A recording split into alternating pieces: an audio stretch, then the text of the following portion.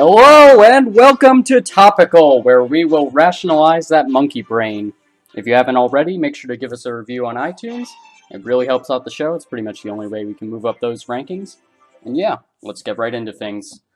So, Alex, you're a pretty interesting guy. What are three words that you would use to best describe yourself? Well, I would describe myself at least as kind of weird.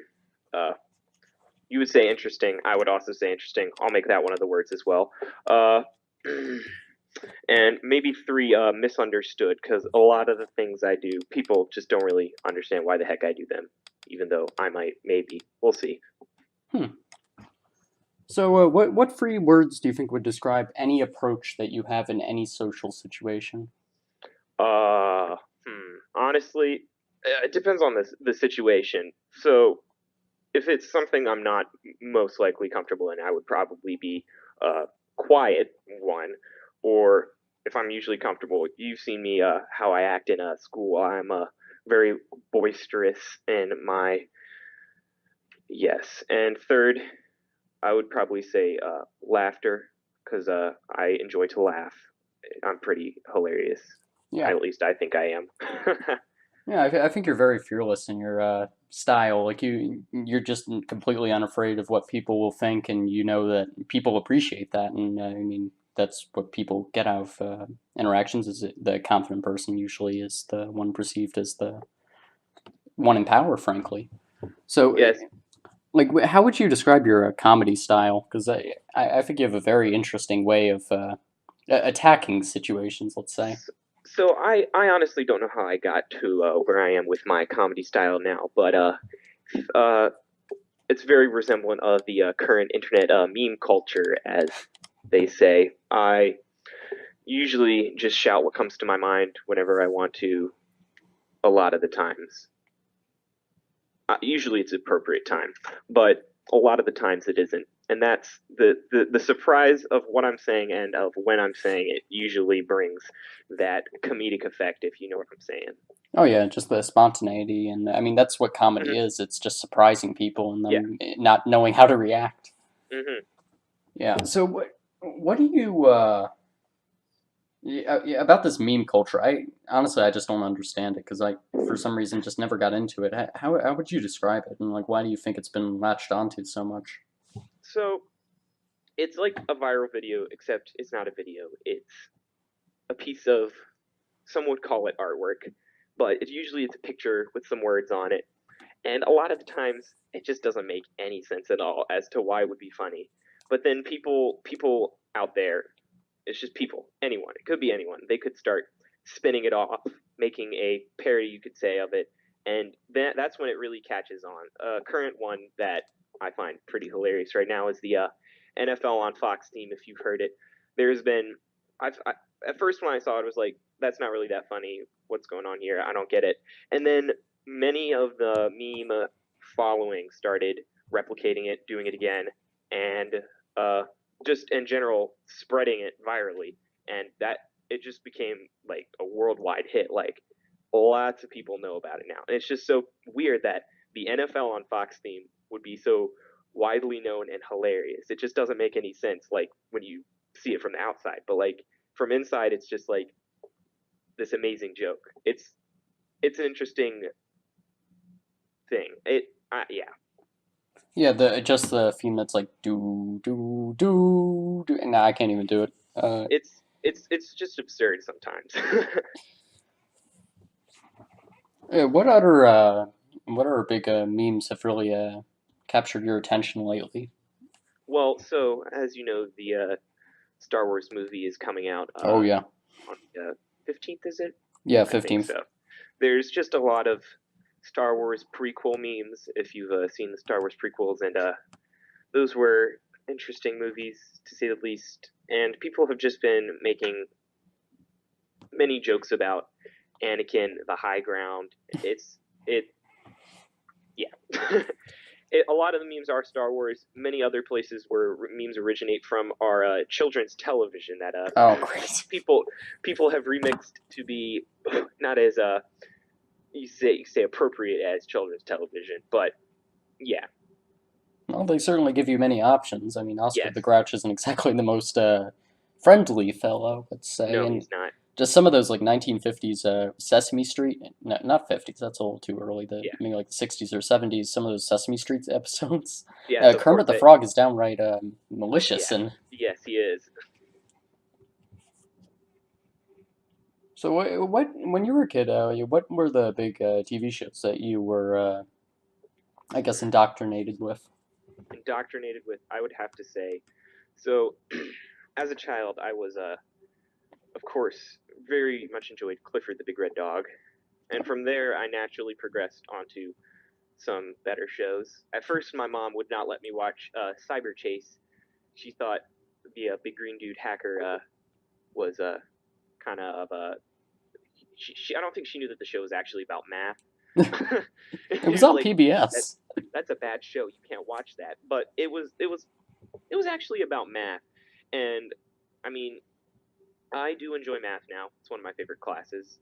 But I would say that kind of started me off on where I'm going now with I like computers. Computers do math. Yep. After that, kind of got into the we got into the game show scene. Those can be a little addictive. My first game show probably would have to be a Fetch with Rough Ruffman. Do you know what that is? I do not. It is. It's this dog. It's animated, but it's a dog that has made a game show with like 9-year-olds. It's just hilarious. But they compete to win a grand prize. It's like, have you seen Survivor? Yeah, yeah. It's like Survivor, but not on an island, and you're not starving children. But yes, Well, that's and good. I do very much enjoy watching Survivor now. I've seen maybe the past 7 seasons. They are very entertaining. Oh, okay. I think I saw one season of Survivor. I believe it was like Beauty versus Brains versus Brawn. Yes, I remember that. Yep. Yeah. What did you think of that season? Uh, I honestly I didn't find it as entertaining as the past. I'd say overall the show has gone downhill in the past 10 years That's a with shame. entertainment quality. I mean, if you've had like I think there's 30 some seasons of the show. I mean, if you're going to produce that many seasons of the show, you're going to run out of things to do, honestly, unless you are literally making things. You're just going to end up making stuff up, and it's not going to be good anymore. Is what I'm trying to say. 35 seasons. 35. Yeah, that is. Yeah. That's crazy. Yeah, I really wanted that chess guy to win, but for some reason, it seemed like the smart team was just getting torn apart the entire Yeah, time. it's a lot of it is physical challenges, and there's not that much. No, unfortunately not. Yeah, unfortunately not. Yeah. Do you watch any other reality TV? I tend not to. A lot of it I find to be kind of I don't know how to put it, but like I don't find it entertaining. Other than I mean, Survivor. I don't know what brings me to watch that show, but other stuff like Real Housewives. No, my mom watches that. It's just people yelling at each other. Yeah. And like Big Brother, I don't watch that. It's like Survivor, but with yeah. Yeah, the rest of my family is into that for some reason. I don't understand it. Why do you think reality TV has become so popular in the past couple years?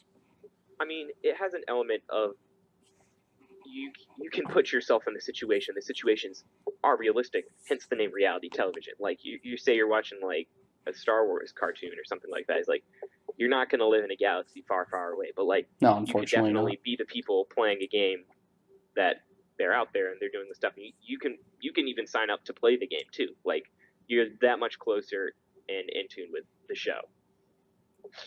Yeah, so you mentioned Star Wars in cartoons. I'm a really big fan of the Clone Wars series. Actually, Yes. I'm working on like 100-page review of not even 100. I've already written 100 pages on my review of the entire series, and unfortunately, I'm only like 20 episodes in. But yeah, I'm a massive fan of it. I've been keep trying to get Bailey into it, and he puts it off or whatever. So Mm-hmm. like, what's your do you prefer the Clone Wars series or the movies? Well, so I when you're talking about shows I grew up on, that is one that I've forgotten. But I definitely, that was my favorite. I think it came out. They changed episodes to come out on Sunday at some point, and I used to watch them like every Sunday morning. It was either Sunday morning I watched them, and they came out Saturday night. But they were my favorite. They were just so cool. And then I went back and watched them recently, and the animation quality is so terrible. But Oh, like really? it, in the first few seasons, the characters like the animation quality was very poor, and they could not show emotions. So they had to express all of that through their dialogue, and it was super wordy, is what I found. But then later in like seasons 4, 5, and then season 6 that was just released on Netflix, I mean, it the quality went up, and it is a very very good show. Like I very much enjoyed it. And then with Star Wars Rebels now, oh man, it doesn't even hold a flame to the Star Wars: The Clone Wars. That was such a good show, man. Yeah, and it's really weird too, because Rebels is done by all of the same writers Yeah, and the same Dave producers. Filoni and I forget, but yeah, he wrote both of them, but it it just isn't as good because it isn't as close. I think people more relate to the prequels probably, Yeah, because are that's because gonna be the it came people out that during grew our up on the generation. prequels. Yeah. Yeah, Uh, hmm. What do you think is your favorite arc from all of the Clone Wars series? Because I struggle with that a lot. There's like 3 or 4 that I really have a hard time picking between. I think my favorite would be the. It's at the very end of, I think this was season 6 maybe or season 5. It was the one where Ahsoka left the 5, Jedi. yeah.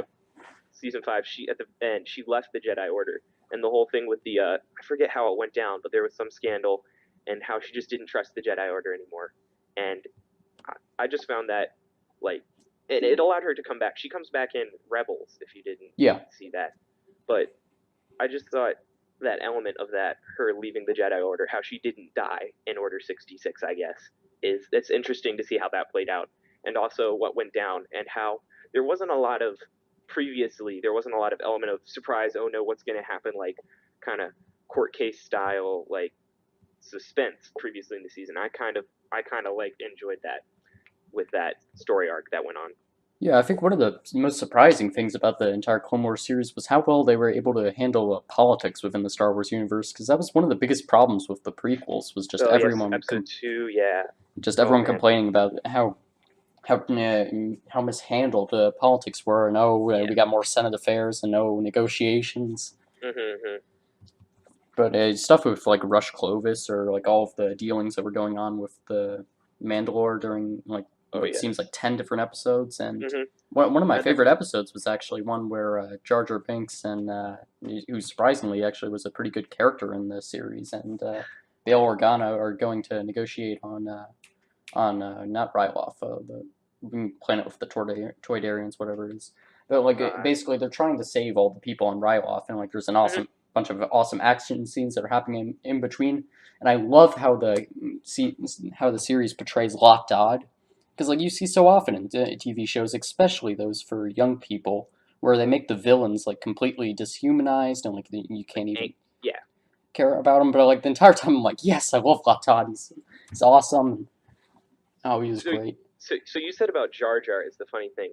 I in episode 1 of in episode 2, Oh, he was man, terrible in episode he's one. terrible. Except I was watching something the other day in school, completely legally Yeah, you know, in pirated school. probably. It was unblocked. So it d- the, George Lucas said something to the effect of Jar Jar is the key to all of this, and I just found that so funny. How he believed wholeheartedly how Jar Jar was the key to all of this. I mean, I can see how like if your movie is so terrible, the comic relief of Jar Jar might actually make people like it. But Well, if like you're starting from that just standpoint, that standpoint of hearing him saying Jar Jar is the key to all of this is just oh my goodness. well, maybe he really is Snoke then. Oh no. I'm hopefully we'll see. I'm going to see it. New Star Wars movie Friday. We'll Yeah, see. I'm excited for that. I am It'll be very really fun. excited for that. Yeah. I probably won't see it for like 3 years, but I'm still excited. Yes. Do you have any predictions for it? uh, Well, actually, so are you the kind of person that likes to stay blind to the movies, or I have stayed blind. I have not watched. I've watched the teaser trailer that came out a while ago. But other than that, I Oh, so haven't. you know the entire plot. They start Lucas, not Lucasfilm. Disney does it with the past movie. They did a very good job of in their teaser. They made it look like something happened, but it gave away nothing about the plot. Like none of the stuff actually happened. So I'm curious as to see what will happen. I mean, I have some. Maybe that's gonna happen. I don't know, but like I honestly am very uncertain about it and super excited to see how it unfolds. Yeah, the only thing I'm really certain about for the next movie is just that almost everybody's has is coming from the wrong perspective on the movie title. Like almost Mm-hmm. everyone thinks that means either Luke is gonna die or I don't know something's gonna happen with Luke, and I think that's completely the wrong approach. It's Yeah, I think it's you found the Last Jedi, but like I don't know. no, Well, I don't even think it's that Last you Jedi found. retrained. I think the big thing, I know you watched some of the Rebels series. I haven't Mm-hmm. really watched any of it, but I like check in on synopsises once in a while. And one of the big characters in that was I don't know if you know about this, but the Bendu. And basically, the idea behind the Bendu is like, Oh yes, I'm recalling that now. The Force neutral. yeah. And like Yes. right now, there's a really big push in all of the material that Disney's putting out, in like the books and everything, that like all these Jedi or Sith or whatever are moving towards the neutral, and it just makes so much sense to Mm-hmm, go mm-hmm. to go from focusing with the dark side, then focus with the light side, and then And I focus mean, with a balance. yes, I mean you bring that up too, and I mean that's not the first time that's appeared. And I don't know if the Old Republic is Star Wars canon anymore, but I hope so.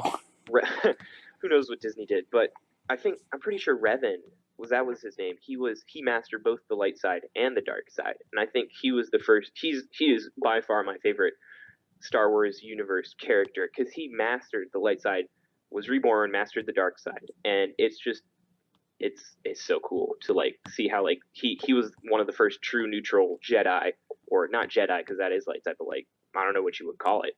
Yeah, he was just a gray Jedi, I guess. Yes. Yeah, that game was very interesting because he kept flipping back and forth. And Mm-mm. what was his apprentice's name? Uh, I do not know. Hold on. Look that up. Yeah, yeah, sure. But that the Star Wars video games have always been very interesting. That and the Force Awakens, like I really don't care what Disney says is canon or not. I just basically ignore I that. follow it all. Yep.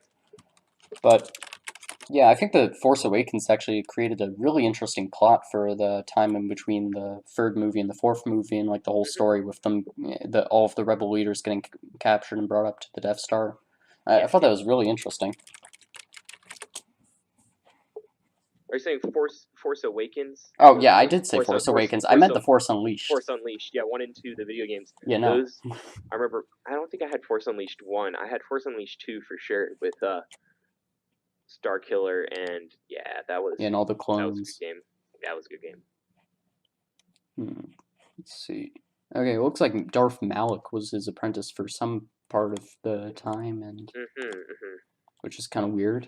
And who else? I don't know who else. Okay, well, what did you like the Knights of the Old Republic game or the Old Republic game better? Are we talking about so Knights of the Old Republic is the old non-MMO game, right? I think so. I I actually hold on. I am holding my copy of it now. I have Ooh, it right here. I have all my Xbox games on my shelf, and I used to play this game so much. It is one of my favorite. I don't have Knights of the Old Republic 2, but I have the original Knights of the Old Republic. And the way that game took me, I think I got it maybe when I was 8, it may have been 12. But like I played that game, it was so difficult for me to understand it because I was like, oh, not very good at video games then. yeah, you And just. then Oh, I in thought the you meant in terms of the plot, but yeah, nope, playing the video games too. playing the video game is difficult. But I mean, in the past, I've gotten into the MMO with Star Wars: The Old Republic. I think I was maybe 5 years ago. I was super into it. Like I would play it every day. I maxed my character, and then they're like, "Yeah, we're really just gonna throw this game off to the side, like, and not update it, do stuff with it." I mean, they Oh, update it and do stuff with it, but like, not like it's their main game anymore. yeah, you got to And do it with MMOs or it just falls away. because I mean, your main game now for them is Battlefront 2, Yeah, we've and seen how that's gone. yeah, I mean, it was just fun because I mean, I had played MMOs before, and like they really hadn't had a fun theme to it. I mean, putting a Star Wars spin on it, of course, that makes it awesome. That made it awesome for me. I remember my parents wouldn't let me get it for the longest time because like they're like, that's rated T for teen, and And you you're can't. not a teen. You're not a teenager yet. I'm like, all right.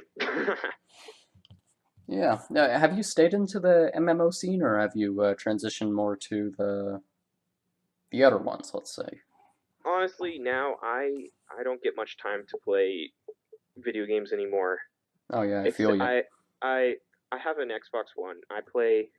I think I played Destiny. I don't have Destiny 2 yet.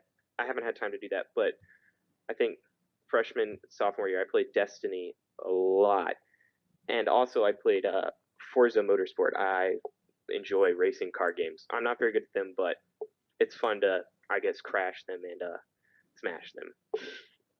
Does that do you think that's where your likeness of cars has come from, or was it the other way around? I mean, so my likeness of cars has definitely stemmed from my friend group and who I've chosen to hang out with these past few years. They were all previously engaged in the fun car scene, and I've just kind of latched on. And I mean, also a huge proponent of me liking the car scene has been the show Top Gear or Amazon's The Grand Tour, which the Top Gear hosts, previous Top Gear hosts, are now on. Top Gear currently is not very good because they got rid of the Hammond, Clarkson, and May, who are now on the Grand Tour, and they just make it so that they are comedy experts. They make things so funny. It's hilarious. Yeah, I watched one of the Top Gear scenes on the recommendation of Alfie, and it was really good. I was surprised how much I like it because I really just do not care at all about cars, but Hmm. like They do they do a fantastic job. they do a good job of catering to everyone. Like no matter what, like you're gonna find this funny because it's it's a lot of slapstick, like what you were saying, what I was saying before with like surprise spontaneity of this just happened. What the heck am I gonna do? Yeah, yeah, I think it actually resembles MythBusters a lot. Oh man, I love MythBusters. And have you seen the new MythBusters I at have all? not. I mean, it started I think maybe 3 weeks ago, but they had a game show like thing where they did MythBusters: The Search, and they got their new hosts. But when Adam and Jamie left, I'm like, I don't think I'm gonna like this show very much anymore because I think I've seen almost every episode of MythBusters. Oh wow. There may have been a few that I had did not get because I remember distinctly going through Netflix and watching almost every single episode for like this maybe took me half a year to do this, I'd but imagine there's it was 282 of them. that is a lot of time wasted. Oh man.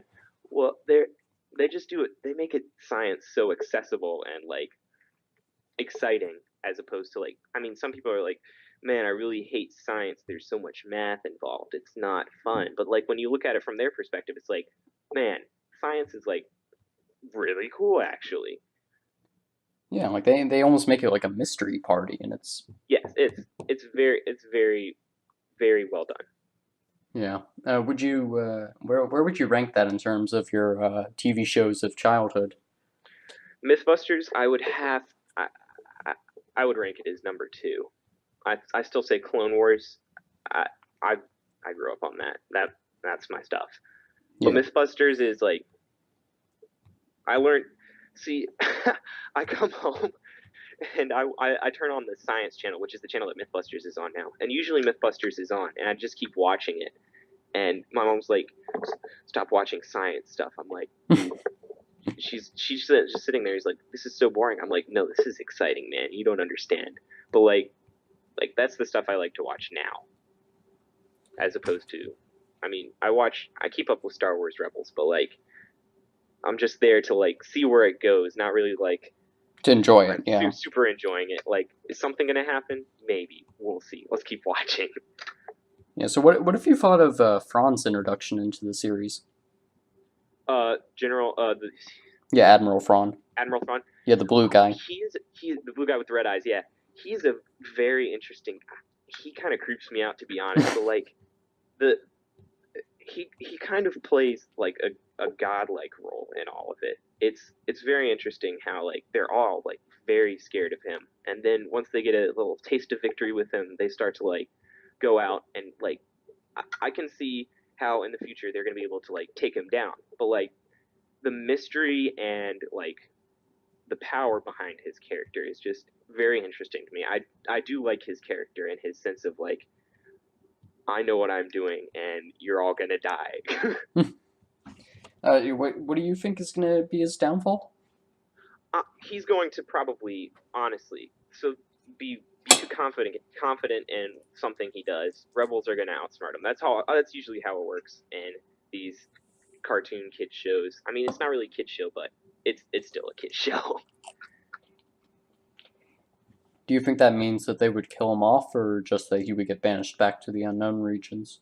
So I mean, in Rebels, they haven't really done a lot of like actually killing people. Like in Clone Wars, like they would chop people's heads off like every other episode. Like Oh yeah.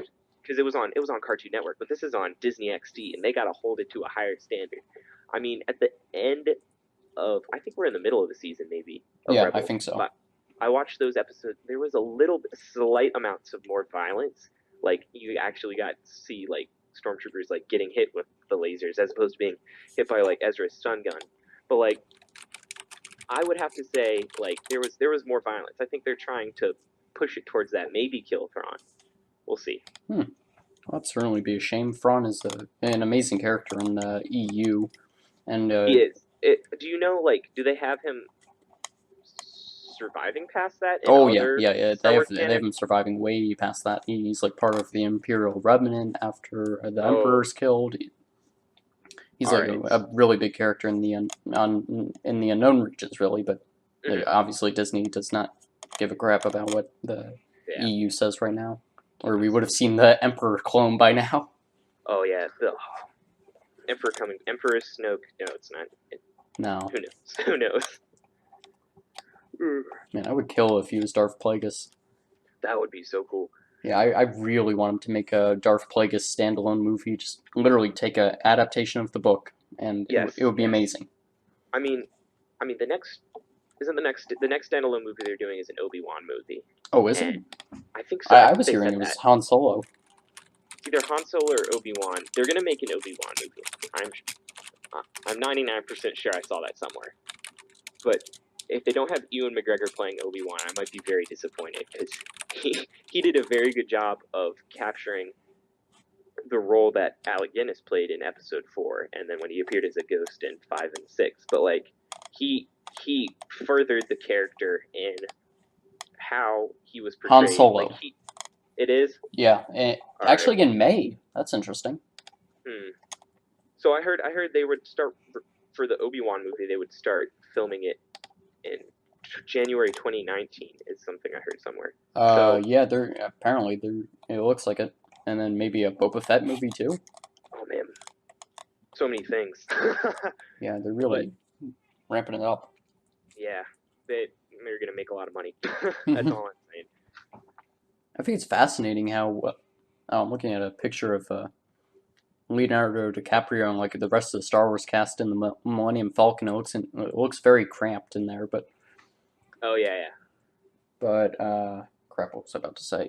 It's been interesting that the mainstream, not mainstream media, just people in general have taken upon Star Wars so fondly. Like you didn't see that in the '70s. It was No, a you cult didn't. classic, It but was. It was. Yes. Like but it was still a nerd film. But now I it's not mean, at all. it's like it's like those dumb classic books you got to read in English class. I mean, like everyone knows like Treasure Island. Is that one of the books? I think I read You that. know, I actually didn't know Treasure Island. I got that wrong on an academic team thing. Oh no. Well, Treasure Island. Is Great Gatsby a classic? I think. I don't know. Yeah, I think so. Like Little Women. Like everyone knows those. Like I don't they know, know Little of them. Woman Eater. Oh no. Well, like a lot of people know them, and like I think just the fact that it's been around so long has like perpetuated into being like what it is today, and also how much they've pushed in the past with like not only Star Wars: The Clone Wars, but all the video games. Even Star Wars 1313, Rest in Peace, got canceled. I don't know. That didn't seem like it was going to be that great of a game. I mean, I was looking forward to anything Star Wars that wasn't about to be like, oh, this is a Star Wars kids game.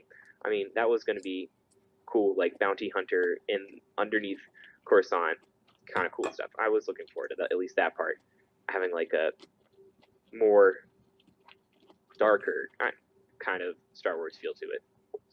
Yeah, sure. Were you ever into the? I know Star Wars did like this whole MMO online thing with like a Clone Wars universe. Yeah, were you ever into that? Um, I think I may have had an account and played on it for a few days, but yeah, the Clone Wars MMO, I definitely didn't play on it frequently or get into it the game really. I think when I played it, my computer was like super dinky and slow and didn't really like run it very fast, and I just couldn't like get into it. Yeah, I got into it for like 6 months, but I've never really been able to get into MMOs. Hmm. There was like a month period where I was super into World of Warcraft, but then I cut it out completely just for because it got boring to me. Yeah, But yeah, like that's now, understandable. yeah, but nowadays I just don't have any time for video Yeah, games. that's so true. I mean, I barely had any time to like come on here. Yeah, It's amazing. I mean, at least it's winter break now, and yeah. yeah. So what eats up so much of your schedule? So the thing that eats up most of my schedule would have to be the multiple band activities I am involved in. I play the trumpet and I practice at You play a least an darn hour a good day. trumpet. Yeah, I practice at least an hour a day, probably more every day. And then in school, I have class where it's jazz band. Sometimes we play jazz music. Sometimes we play concert band music. That's a lot. Sometimes there's after school rehearsals for that. And then I'm in this. It's called Richmond Symphony Youth Concert Orchestra or something like that. It's pronounced RISO is the acronym. And I play in Richmond Symphony Youth Orchestra kind of thing. We play classic orchestral works. It's written a long time ago. Like the music, it looks like super rusty, even though it's paper. Paper can't rust. Hmm. And then I play in. I play for the. I mean, I would call it the backup band for Clover Hills show choirs. They are. We're a very good show choir, but also we are a very good band. We have won the best band award at almost every competition. I've done it for 4 years. This will be my fourth year now. We've won they give out the best band award at the competition, but we've won it almost every single time. I could think of maybe 2 or 3 times where we haven't gotten it, but it's it's very fun to do. But also that once that starts up in like after winter break, it's like every day of the week after school until like 4:35, Oh and then wow. sometimes on weekends we have the competitions that we go to. We leave on Friday, get to the school at 5, and we're gone all weekend. It is just a time consuming thing, but like it is super rewarding. Like you get to win stuff, and it's fantastic. I have so much fun doing it. Otherwise, I mean, I wouldn't do it because I it would is a hope pain not. for time. Yeah. Why do you think you guys are such an acclaimed show band? So I mean, it all started back in 2008 when show choirs didn't really have backup bands per se. Like they had like maybe a trumpet and a saxophone and a piano and maybe a drum set. And Cloverhill is really the group that started it all off. Like we're gonna have a show band, and we had 20 some horn playing members, and this was the biggest thing. People like we did not know you could do that, and like wow, like people. So on the judging sheets for show choirs, there's usually like a 10 to 20 point area known as the band score, and they would consistently be scoring like they would get 10 out of 10. But when Cloverhill raised the bar for that, they would have to give us a 10 out of 10, and thus lowering everyone else's score 10 to 20 points. I mean, per judge. I mean, sometimes there's 5 judges. It really boosted the choir's performance, and it just shot us into the stratosphere with like how our performance. And I mean, since 2008, I think may have been the first year, we have just progressed. We've just kept maintaining it so far. And we're known almost all the places we go. They would be like, oh, that's Big Cheeks they're super good. They're gonna win best band, and like we're just well known. People know us as quote the best band in the land. That's on our Facebook page. Check us out. Yeah, I mean it's just I wasn't part of the start of it, but like continuing the legacy has been fantastic. It's just super fun. What do you like best about doing band, and why do you choose band over just a solo performance? So solo performance, I do enjoy doing that, but like working with other people, it provides not only a challenge but also a reward. You get so many friends, like hundreds of people from doing band. I have so many extra Facebook friends that like I could just have like 30-minute plus conversations with if I ran into them on the street because of band. It's fantastic. But like you said, why would I do it over solo performance? Yeah. So it's sometimes people can be challenging. And this year in marching band, Clover Hill Marching Band, didn't mention that one. That's another one of the bands that consumes my time. I I was the section leader, and I had to delegate, lead 12 a section of 12 trumpets. Sometimes they can get a little bit rowdy and misbehaving, and I mean being able to corral them and get the section to perform in a marching band performance and do super well at it is just like wow, we did this together as a group, and you just create this product that's just amazing. I mean, it gives you like a special feeling. I don't know how to describe that feeling though. It's just awesome. Does collaboration is it something that you prefer in other situations like with So schoolwork or not necessarily in schoolwork per se, because in marching band, almost 99.9% of the people are super driven. They're like, we're going to get this done. But like a higher percentage of the people in school projects, they're like, oh, I'm gonna sit on the side and I'll like write a word or two, maybe edit some stuff. But like they're not gonna do a large portion of it. But like when you get a group of people like 50 plus that are like driven 100% to get this task done, it is insane how much work you can get done and how much of a finished product you can put out there for, let's say, a marching band show. It's awesome. hmm. That's interesting because with my musical career, I suppose it lends to the fact that I always did the piano, but I was always the kind of person that hated collaboration and I hated having anyone ever listen to me play, and it was always about me playing for myself, and it was Mm-hmm. always very uncomfortable for me to even perform. But I mean, that's the thing. I mean, see, you play classical piano, I'm yeah, assuming. yeah, Like, it's meant to be a solo instrument. There's not much of that in an ensemble unless you're playing like repertoire for like a giant orchestra and you're out in front banging on the keys, playing awesome music. But that is understandable that you wouldn't like to fit into a group. I mean, we have a piano player for jazz band, and they're part of the texture of the sound for the jazz band, and they very much enjoy it. So I would have to say, like, it would have to be the solo aspect of playing piano classically, or what you do.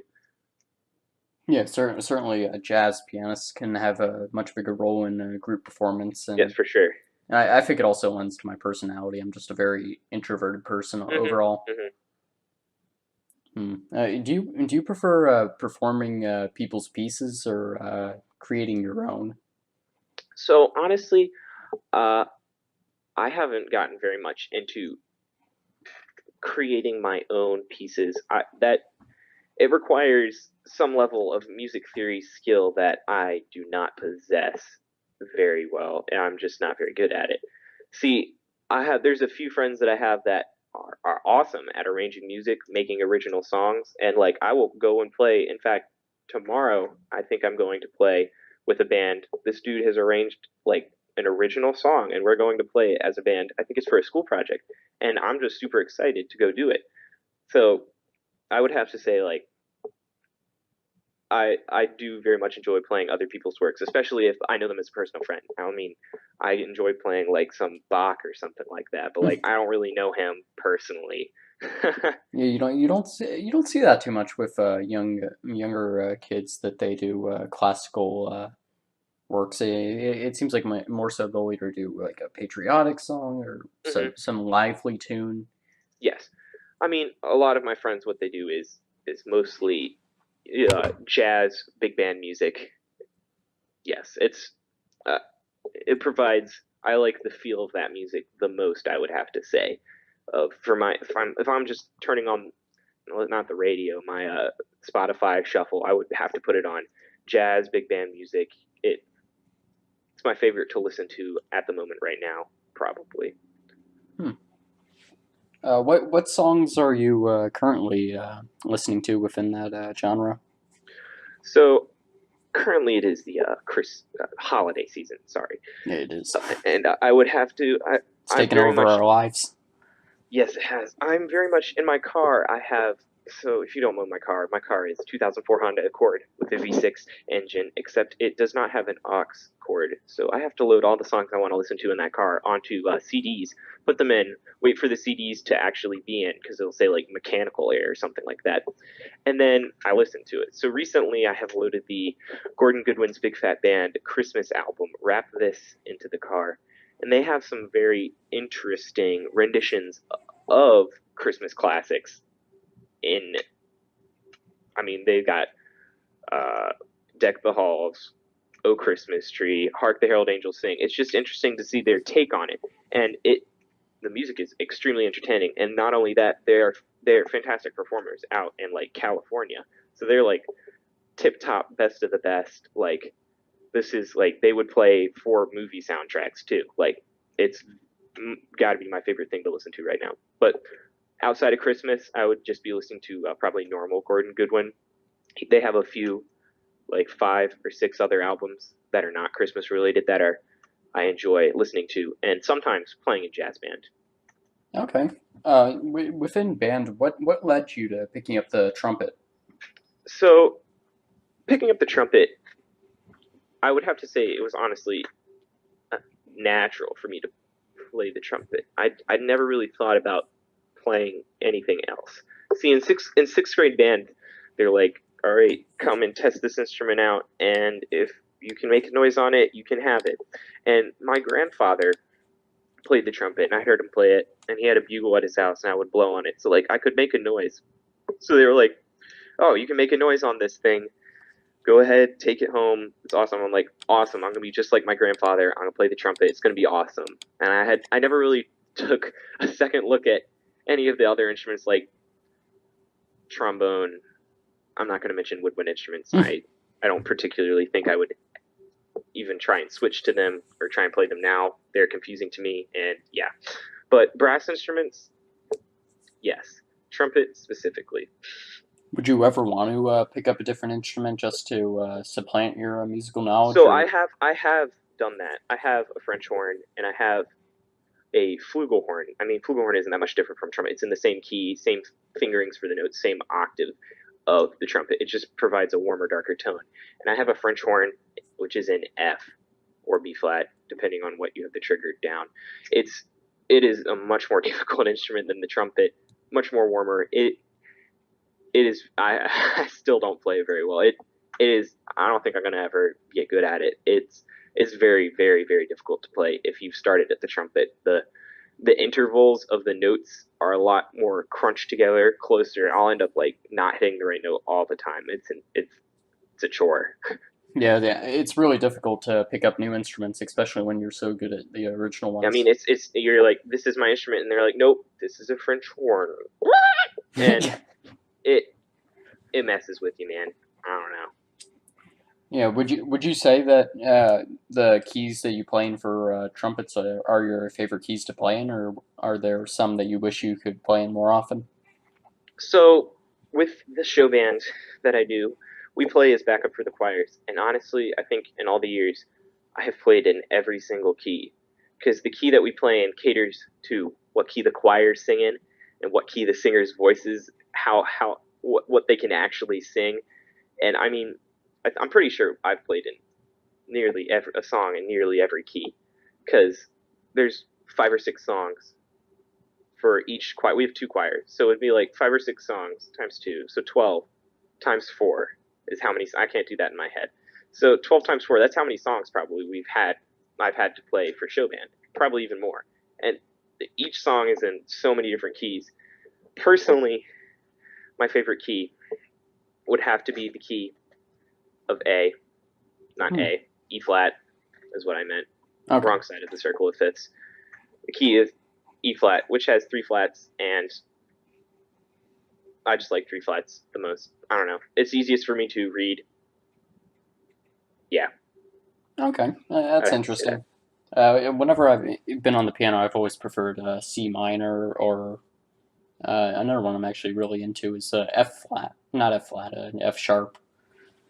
F sharp, Yeah, six I find flats. this, Yeah, yeah, and I know plenty of sharps to enough to but six tongue flat tie six any sharps. person. But Yep. yeah, personally, my music career, if I want to arrogantly call it that, I've always preferred composing to playing classical pieces. I've just never been a big sheet reader, and I've always been much more into not musing, but just like getting really into Hmm. just playing the piece and having getting that out of body experience where you feel like you're just a conduit for the performance. See, that is a lot more. I would have to say that would have to be a lot easier on instrument like piano, where you Oh can yeah, play because you multiple have notes at complete once. For control. trumpet, Yeah. one pitch, you hold it for so a while. I mean, you you can get that experience playing like improv for a jazz band, but like I'm very bad at that, and they make us do it in jazz band class, and it's always, oh no, so bad. But I would say it's very very difficult to get that experience for me if I'm playing the trumpet. Yeah, Oh yeah, like unless you're just some maestro like Leo Pellegrino, it's just not really possible yeah. to. Have you checked out too many zoos recently? Uh, I have looked at too many zoos. Their baritone saxophonist, Leo Yeah, P. He he is amazing. Oh man, yeah. I don't know how he does he it. he used to he is it's called bebop sax, and it's just amazing. Like, how do you produce those tones on a saxophone? He also plays in he used to play it. He left, I think, Lucky Chops it was. I think I listened to Lucky Chops more. They do more covers of previous songs. I I think I enjoyed listening to that the most. I that's another thing I have listened to other than Gordon Goodwin. And we've played one of their songs, I think, in show band for like a concert that we did. Oh, that's But nice. he is an insane god tier saxophone player. Yeah, I don't know how he has such lung strength. Like It's some yeah of those trills, he just goes on forever, and you're like, oh for my god, is it he circular breathing or? for I mean, probably circular breathing's so weird. Oh It's yeah, I I mean, can't even. Kenny G can do it on the soprano sax. It is amazing. I mean, I can't even wrap my head around tonguing, much less circular breathing. So Yeah, there's so many different things you've got to be able to master to play an instrument like that. I mean, not only saxophone but also like trumpet, like playing it professionally. Like, be proficient at the instrument. You can play it in high school band. Like, oh, you're pretty good. But like, that's just insane. Like, another level. Like, I don't even know how anyone would get there. yeah, I hmm. What would you say your second favorite genre of music is behind jazz and like a Um, big band? I would have to say, uh, it would have to be orchestral works, because I mean, I'm also in not necessarily classical music, but like when like a big orchestra is playing, like Shostakovich's Tenth Symphony is one of my favorites for Hmm. sure. It is I'll have to put it on awesome. the list. It is. I don't know how to describe. It's just the mix of the brass and how the violins and violas just, it just creates a specific timbre that is just fantastic. I love it. Have you ever looked into getting into the strings family? Because I know the strings are much closer to brass than the woodwinds. They are, but they're. I've heard many places that they are very very difficult to learn, master, sound good at. If you've ever been to a middle school orchestra concert, you may have experienced that. There's it, it's you would have to start at a very early age, much earlier than I am. I would be like very old, 99 probably, before I even like was able to play Mary Had a Little Lamb sounding good on it. It's how the high schoolers do it now and sound good. It's beyond me. Like I've seen kids pick it up and they're like, it sounds like they played it flawlessly, and it's almost like, no, you didn't quite do the blah blah blah. It's just, it's a whole different world than band, brass, woodwind instruments. I would have to say. Yeah, it's really so much more about fine motor control, and that just gets brutal after. Yeah, it does, because you don't have to blow Yeah, or buzz your lips per se, unless you're buzzing your lips while playing violin, which yeah, would be which kind would of be, weird. which But would just be awkward. Hmm. Have you ever really gotten into percussion? so percussion, I mean, every once in a while I hit the drumstick on the drum to keep a tempo for the band. But speaking of fine motor control, that is like having your hands and feet doing different things for like playing kit at the same time. I am not that coordinated. Like, oh man, it it's just it's just not a world I would like to get into. I mean, percussionists for orchestras, they a lot of what they do is count rests, and but then when they do play, they're playing either super complex stuff on like a xylophone, or like they're playing the little jingle bells for sleigh ride. It's they have to know how to count, how to play so many different percussion things that they have in their wheelhouse back there. It's just insane. They've got like, have you heard of the vibra slap? I have not. It's it's it's very weird. It sounds like, it's like he's got a ball that you hit. It's like a unique instrument, and but just there's so many odd things that they have to play like that they have back there, and it's so weird to me. Yeah, going back to the drums, I can't even understand how people can play that at even like a moderately fast speed. Like I get it on the piano, it's not that hard. You just move your Hmm. fingers, and like on the brass, it's just continuous sound. So I mean, it's not like there's any speed to it, unless you want to just get your tongue moving at like a crazy speed. Hmm. But yeah, drumming like that takes some real forearm strength. Like you gotta, I mean, you got to do gosh, that, and it's a lot of it is in the wrists, and also you got to use your feet with like you've got the bass drum, the kick drum, yeah, and you've got your hi hat, and your hands and feet are all like doing separate things. I mean, you've got to like, I mean, with practicing anything, you've got to start it slow, build up like this is what I'm doing, build up a muscle memory for it, and then you can speed it up.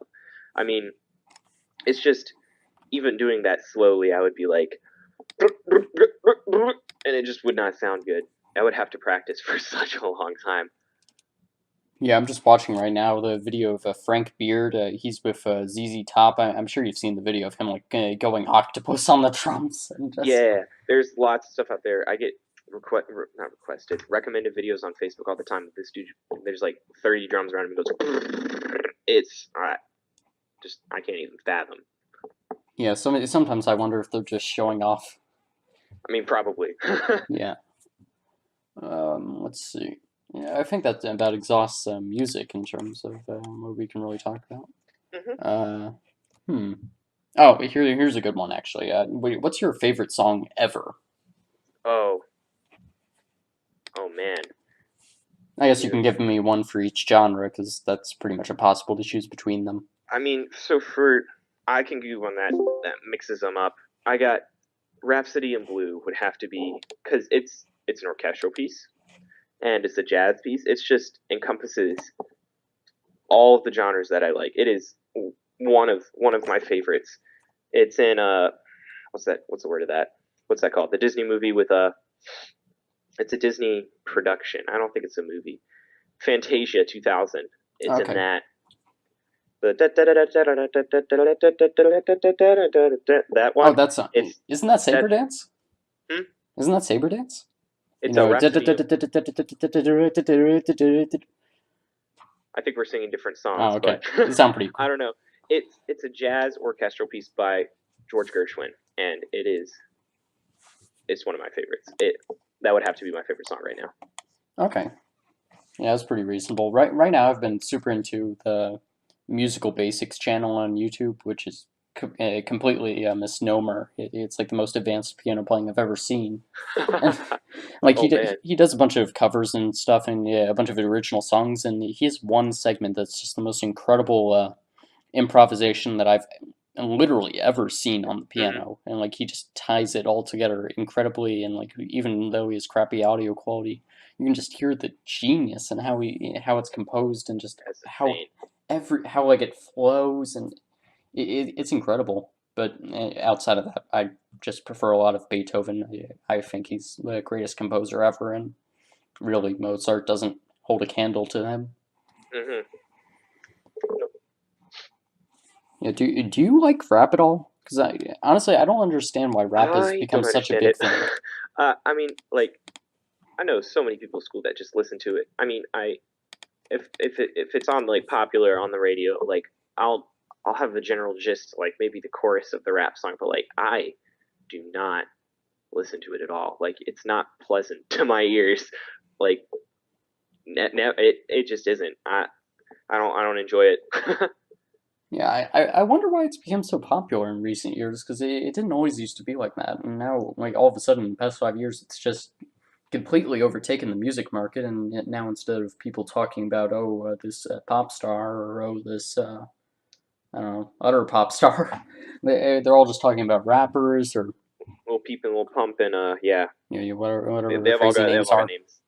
And yeah, it's very interesting. I would love to talk about that maybe with Yasha. I was supposed to talk to him earlier today, but he I don't know just bailed on me for weightlifting or something because apparently he works out.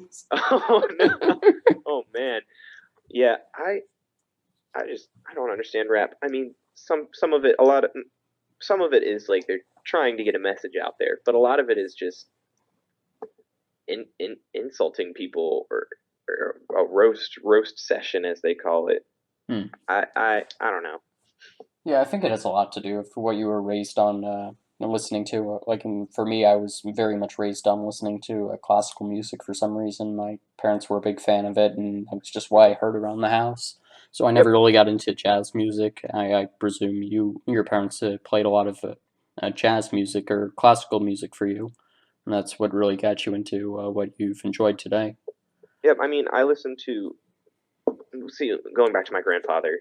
He played the trumpet. I'm like, all right, where you hear the trumpet in music, and that's generally what led me to what I listen to today. Is like, if there's trumpet in it, I want to listen to how it sounds. Usually, sometimes there's trumpet in rap songs, and I'll listen to it because there's trumpet in it, but like not frequently. I'll listen to it like once. It's like, oh, there's a trumpet in the song. Let's hear it.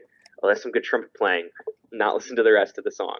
But like, if generally the trumpet leads me to like what I listen to, because Okay.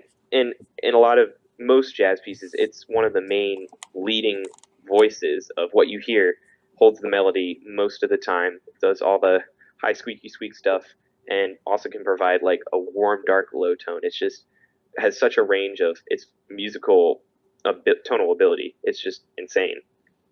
Yeah, what do you think is the biggest things that musical pieces, not like the fantastic ones, but like the mid tier ones, are missing that like you think would really put them over the top? So, a lot of things. It's about your melody that it has to be catchy. A lot of things that are like it has too much repetition. It's a lot about also pacing of the song. If you got your like ABA repeat, oh, we've heard this thing before. A lot of like pop music, I think I think that's the word for it, is like that like they repeat the chorus like 20 times Oh and the yeah, song's over. And like that's some mediocre stuff. Like if you've got multiple themes and it like all blends back together at the end and it just is like you're like, oh, I do not know even know how they incorporated that at the end. Like you hear a theme at the beginning, it goes away and it comes back at the end. Like when they do that, like you know, like there's been some real thought that has gone into the structure of the piece.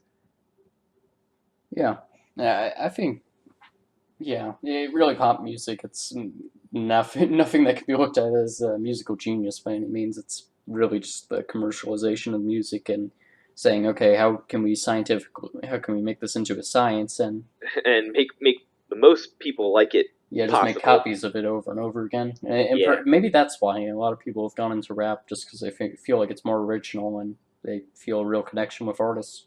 Hmm. Hmm. Okay, so I think that about exhausts music. There's not really much left to say on that, so I guess I'll transition us to academia. Ah, yes. Yeah. So I heard you mention earlier that you've always really loved math. What exactly is it about math that really piques your interest? See, it's not really the part about. See, I really just dislike mental math. That is my least favorite thing to do. Oh, But it's my like, favorite. see, I've never really been good at it. I'm not about to like put an effort into it. But the fact that math.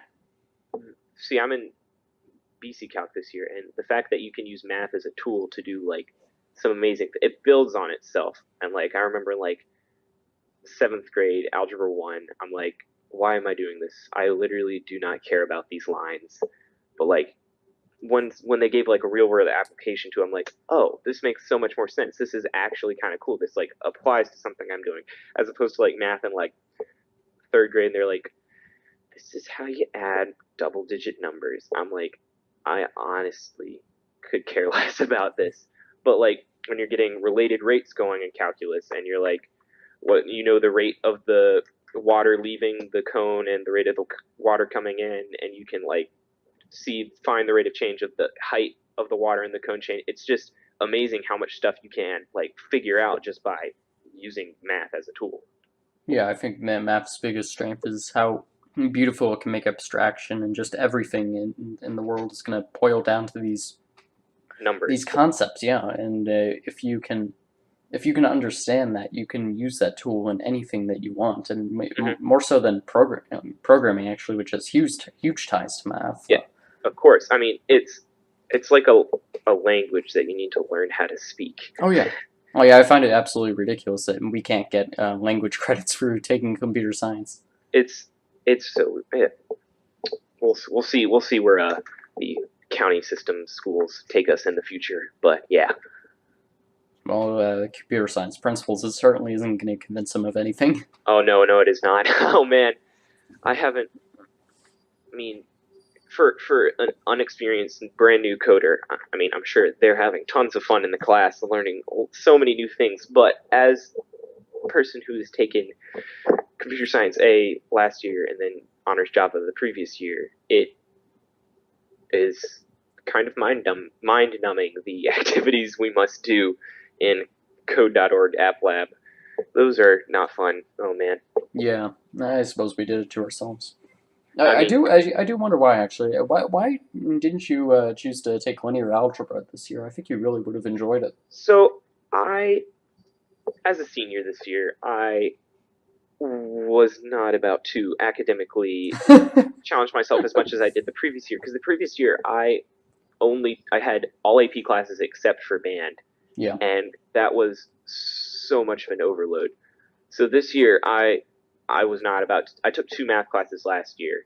So this year I took stats and AP calc. This year I'm only gonna take BC. I'm not gonna take linear. It's okay. We're gonna be okay. And then I mean I've heard a lot of my friends. I have two or three friends that are in linear, and they're like, oh, this is pretty cool.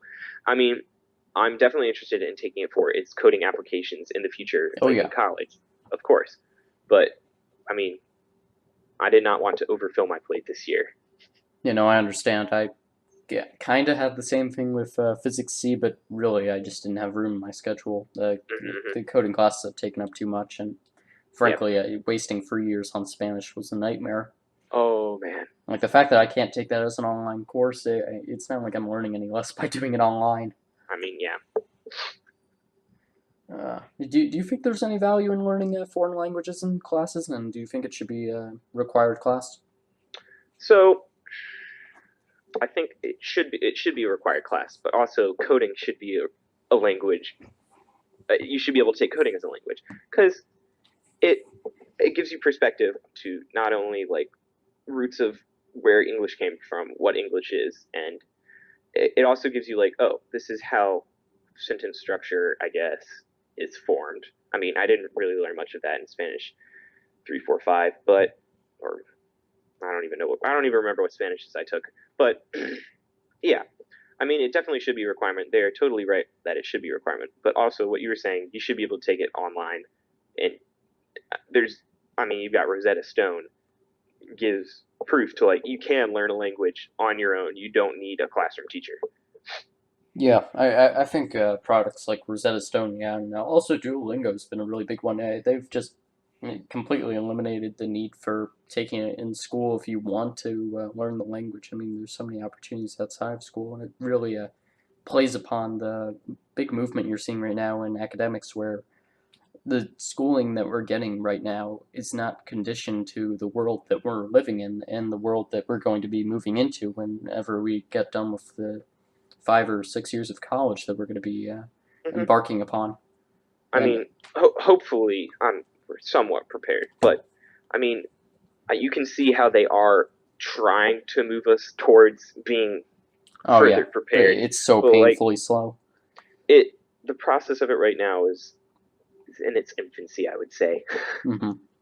It's a real shame because America, what made America, I'm not gonna say made America great, but what put it on the map was that we had the best schooling system in the world, and we made our kids really prepared for the job market, and they were the best workers, and That it made the country stand apart on the global stage. And unfortunately, we haven't moved much past that in the not 60 quite years. not quite the case anymore. Yeah. Now it's a bit of a shame, but I mean that's what happens when you're declining as a superpower. Yeah. Let's just hope they keep their hands off the nukes. Yeah, for sure. Hmm. But what I always enjoyed about foreign languages was I've always adored grammar, and like I love diagramming sentences and seeing like the science behind creating a language.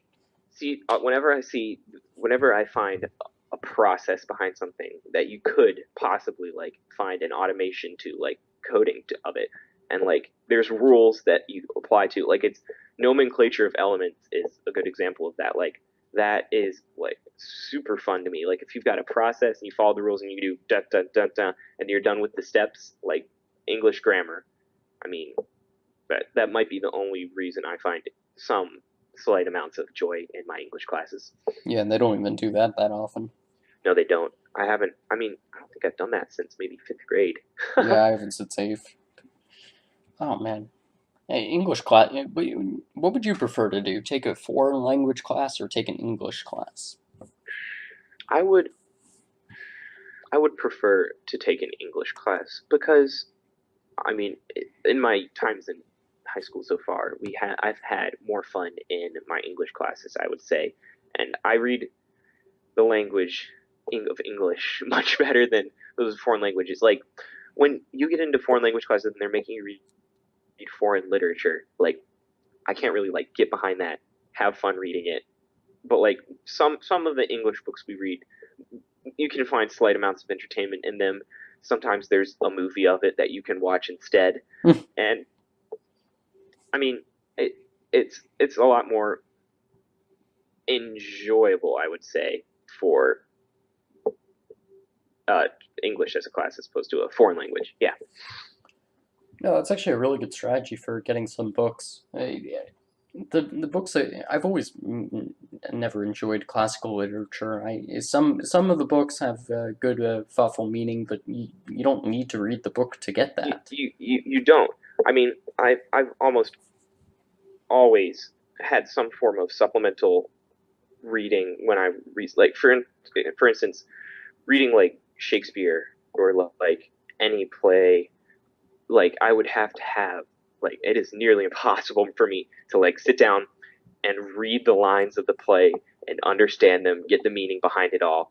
I would like have to have someone acting it out, reading it while I look along at the lines. It's so difficult for me to concentrate and do that when they are not making it that very accessible. But when you have someone acting it out in front of you, it is much more accessible, much more entertaining. Yeah, what was harder for you to parse? Some of the Shakespeare that we've read, or Heart of Darkness? Heart of Darkness for sure. I mean, like you could like, oh, I'm reading Heart of Darkness, but like you were like, I am missing. I've read this, but I am for sure missing some deeper meaning here. Like I am not getting it, and I like would read it again. I'm like, there is something here that I am missing, and like you are missing it, and I'm like, I am trying to find it, but like I could not find significance to things, and it was it was even more maddening than reading Shakespeare and like, what the heck did he just say? Yeah, that book drove me crazy because it it's a fascinating book, like the synopsis behind it and like just mhm. all of the stuff going around it. But whenever I read it, I would just read a page and like while that was happening, I would just completely gloss over everything. I'm like, wait, hang on a second, did I actually read that page? I And then mean, like, for sure, I think we should have read that maybe junior year, not necessarily like sophomore year. That I might have don't been even a think it would little. help. I was flipping through it a couple days ago, and I'm like, nope, still nothing. Yeah, it is it's a work mud. Yeah, it's something. What do you think about colonialism? Do you think it was a necessary thing that had to get done? Well, for us to, I'd say, be America now, I would say yes. But I mean, when you use the term necessary evil, that would have to come into play. I mean, some things done were wrong, but it got us to where we are now. Who knows what future we would be in today, I would say. Yeah. What do you personally enjoy history? Because I don't want to get into a big history discussion if you're and that's just not I your forte. I am not very big on history. In the past, I have not performed so hot in my history courses. This year, different though, because it's AP Gov and Yeah. it's a lot more rule based, as I said before. Like it's easier to follow as opposed to like Alexander Hamilton did something date. He did something else, and like, oh, I don't need to remember this. I remember major things. Like I would remember the important things, but like things that seemed completely insignificant that they would mention in the textbook. I was like, why is this here? This is extra fluff. I don't need to know. Yeah.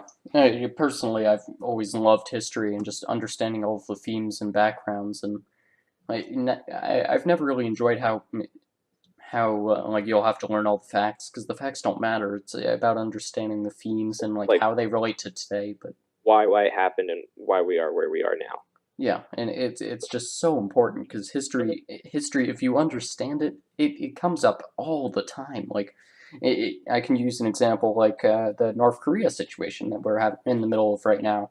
It's so it's a bit disturbing how quickly people have forgotten since the end of the Cold War that How yeah, that for 40 years this was the state of living that was the case.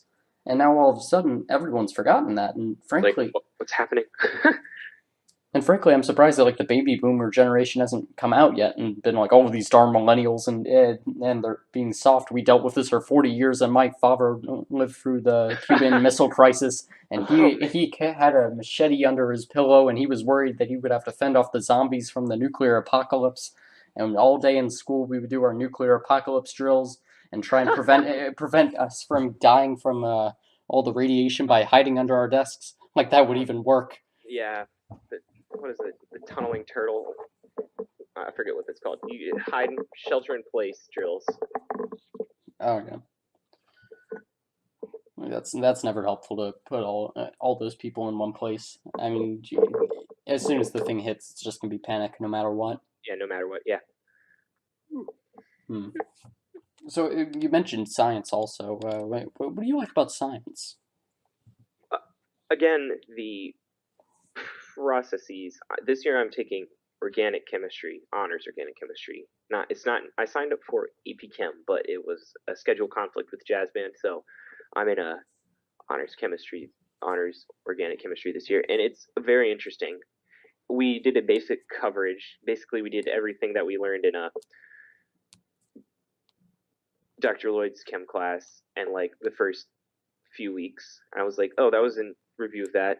I don't know why it took so long the first time, but like the being able to like see how elements behave with other elements. It's a lot of like a lot of what you need to know most of the time is like how are the electrons going to behave, and it's very interesting to logic it out. It's like what's going to happen here, and how things just fit together, and how like are we're alive because these elements are working together.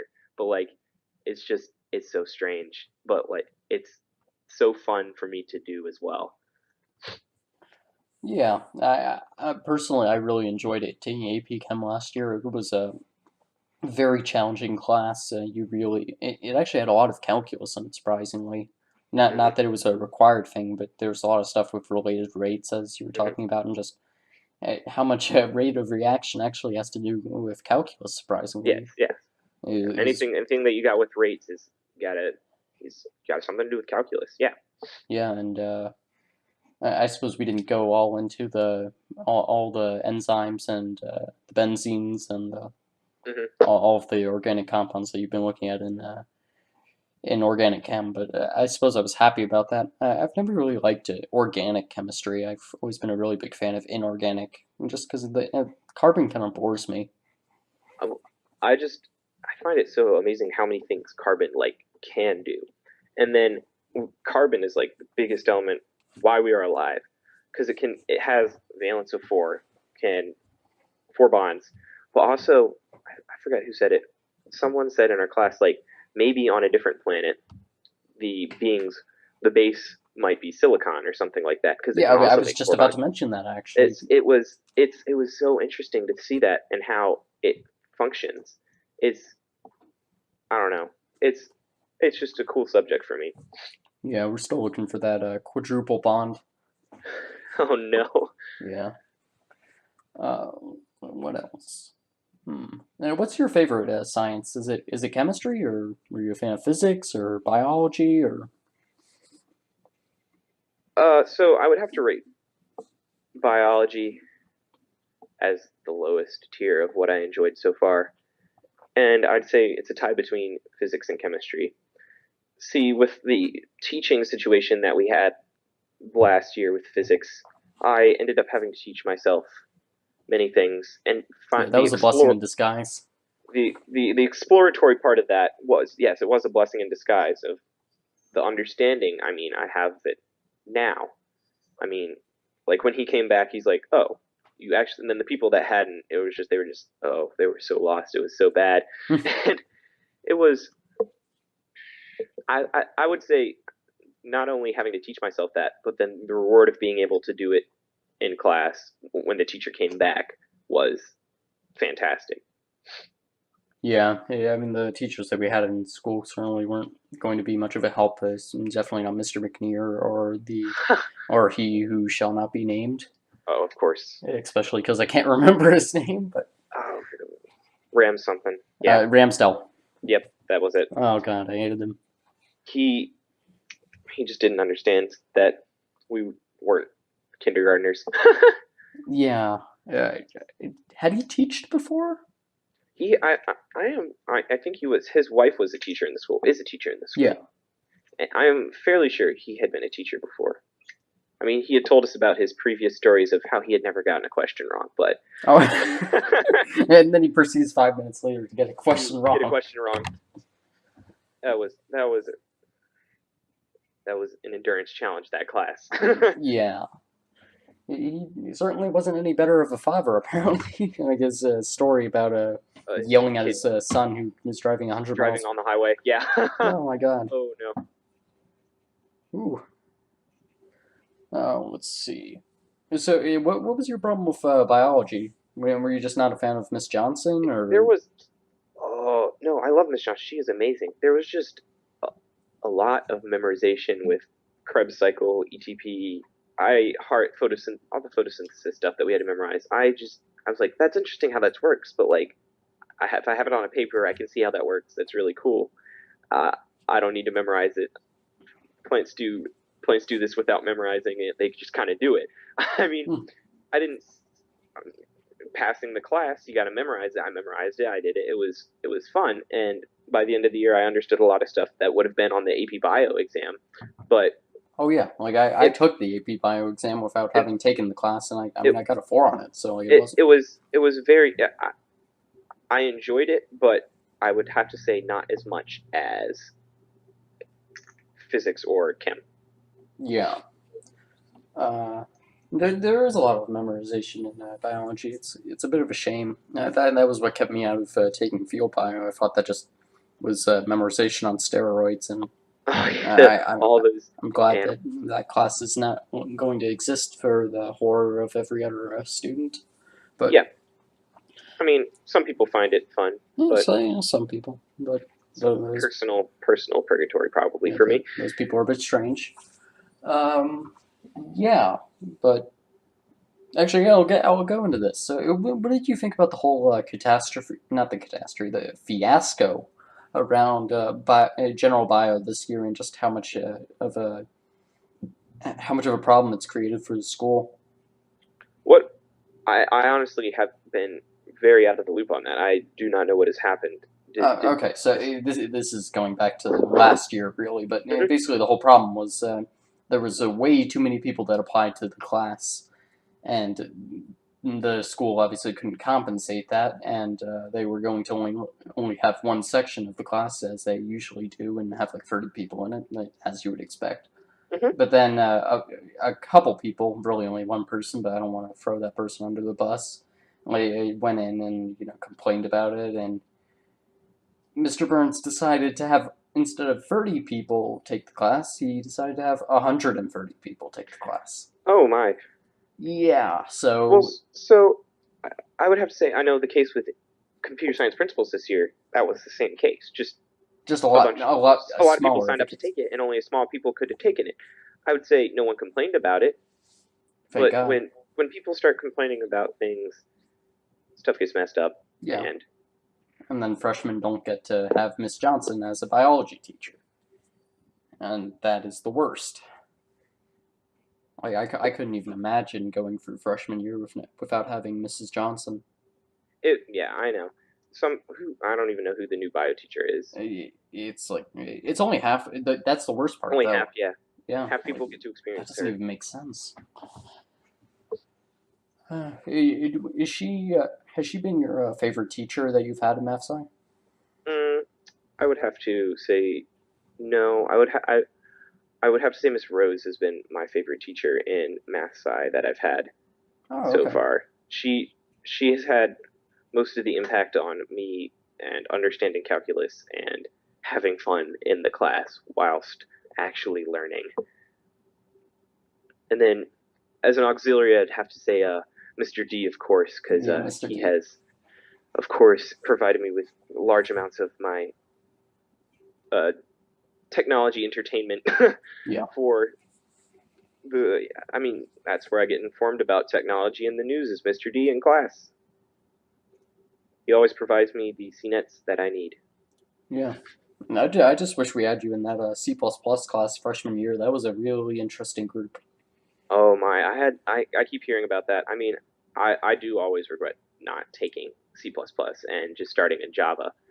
Yeah, I don't I don't know what led me to take that class. Honestly, I never did programming beforehand. see. I had wanted to, but I if I had I would have not been able to take band Yeah, as no. well because freshman year you're obligated to take health and PE, and Yeah, unless you want to get it I wasn't about online. to take it online my freshman year, so it just things hashed out the way they did. Yeah, no, I can't hold it against anyone who's in band about not getting to take a class. That really sucks up a lot of your class time, Hmm. especially if you don't take online PE. Then you were just completely. You don't have any free choice. Yeah. Oh yeah. Hmm. Let's see what else. Uh, hmm. Were you a fan of Dr. Lloyd? See, many people said that they did not like Dr. Lloyd, but I for sure was one of Dr. Lloyd's biggest fans. He just the subtlety of his humor that he used when he was teaching. I think a lot of people weren't paying attention. It was disguised by his monotone tone of voice, but a lot of what he said was actually pretty hilarious. He was always Like just tossing stuff in. he was always just tossing stuff at people. Like he was like get handing out like underhand insults to people who just were not listening. And I Yeah. think those were the people who just did not enjoy the classes because they weren't fully engaged in it. Hmm. Yeah, my biggest problem with it was, and I love Dr. Lloyd for it, but his voice was just too, it really was just too monotone for me. And I had him first period, and it just was a really big Oh problem, man, in especially the when he morning, turned I off. guess that would have probably been rough. And I've never had a problem with it in any other class, with falling asleep. But just for some reason, whenever he would turn off the lights, I would always, like you get like you doze off for like 5 seconds. You're like, wait, what? Huh? Oh, yeah, understandable. Yeah, it's just bizarre. Hmm. So I know you don't really like history, but what would you say your favorite part of, and like what your favorite lesson from any history class has been? I honestly don't know if I remember any lesson from history class. Well, I would have to think about this for a second. Uh, Generally, I would most the thing I would most enjoy studying, not studying, I would say reading about would have to be the I forget what it's called. Is it the Gilded Age, Yeah, the where they Gilded had all the Age, the factories popping up yeah, and like the they 1870s to the 1900s. yes, I see. I don't remember a lot of it, but like I do know that it was the least painful to read for me. Hmm. Yeah, the Gilded Age is a fascinating time. I won't bore you with details, but my favorite president was in that time, and it actually has a ton of parallels to today, Hmm. interestingly, which is a really bad thing, but But yeah, you know.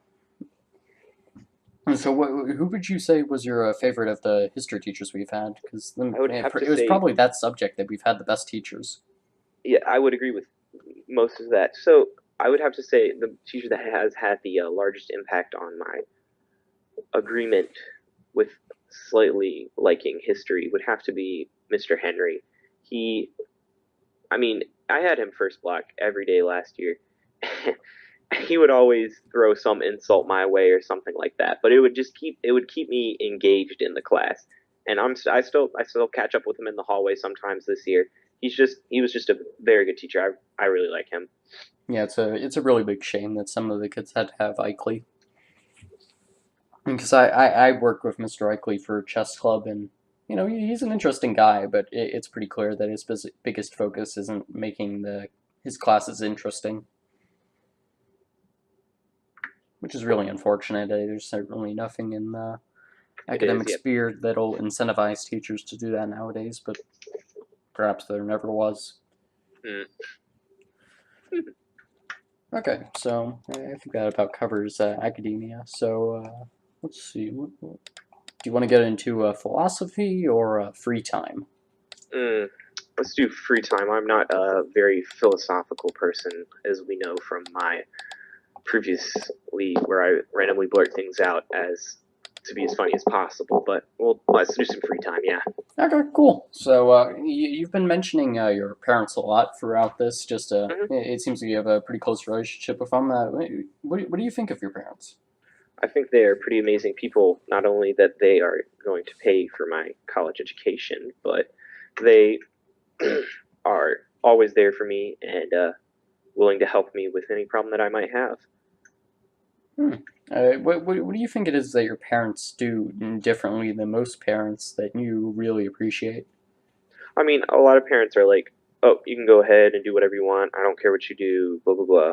But I mean, generally, people would get mad at their parents. It's like, "Oh, my parents are too strict, and they tell me to do blah blah blah blah, and I can't do this." But like, I see now how they have tried to guide me on the correct path of almost everything, and I would say that is what they do better than many. Yeah, it's a big shame because I really don't understand why so many people feel obligated to have kids. There's so many people that just aren't prepared to parent, and it's not making society better to just bring in more people. You have to bring in people that actually are guided to help society. It's not helping society to bring in another alcoholic, another drug addict, another hothead who just wants to yell and scream at the TV. I mean, that's not helping anybody. You have to instill morals into your children, and unfortunately, there's so many people that just aren't ready to have kids because they feel like they have to. I'm glad my parents were prepared to have me and have guided me on the right path. Yeah. Would you want to have kids someday? Honestly, I don't know now. That's in the future. I'm more of a gonna get through academic college first. We'll see. Yeah. Do you think most kids today want kids? Uh, Actually, not today. I'll rephrase that. Do you think kids that we know want kids? I mean, generally, I would say that the general consensus is that they probably do, but I don't know if they really should be thinking about that right now in high school. I mean, they should probably be focusing on graduating first. I mean, going to the college of their choice, hopefully, and then that probably. Yeah. What about the college experience has really piqued your interest so far? So, I mean, thus far, I have not. I have not been super like into. Oh man, I'm super excited to go to college and get away from everything. Yeah. But Yeah. You seem like a very present focused person. I I would say that yes. I am though excited for making new friends, getting a new atmosphere at least from my current. I've been here for 4 years, getting a little change of atmosphere for my learning. I mean, we'll see who accepts me, but yeah. Yeah, I can relate to that. One of the biggest things for me in my schooling has just been always transitioning.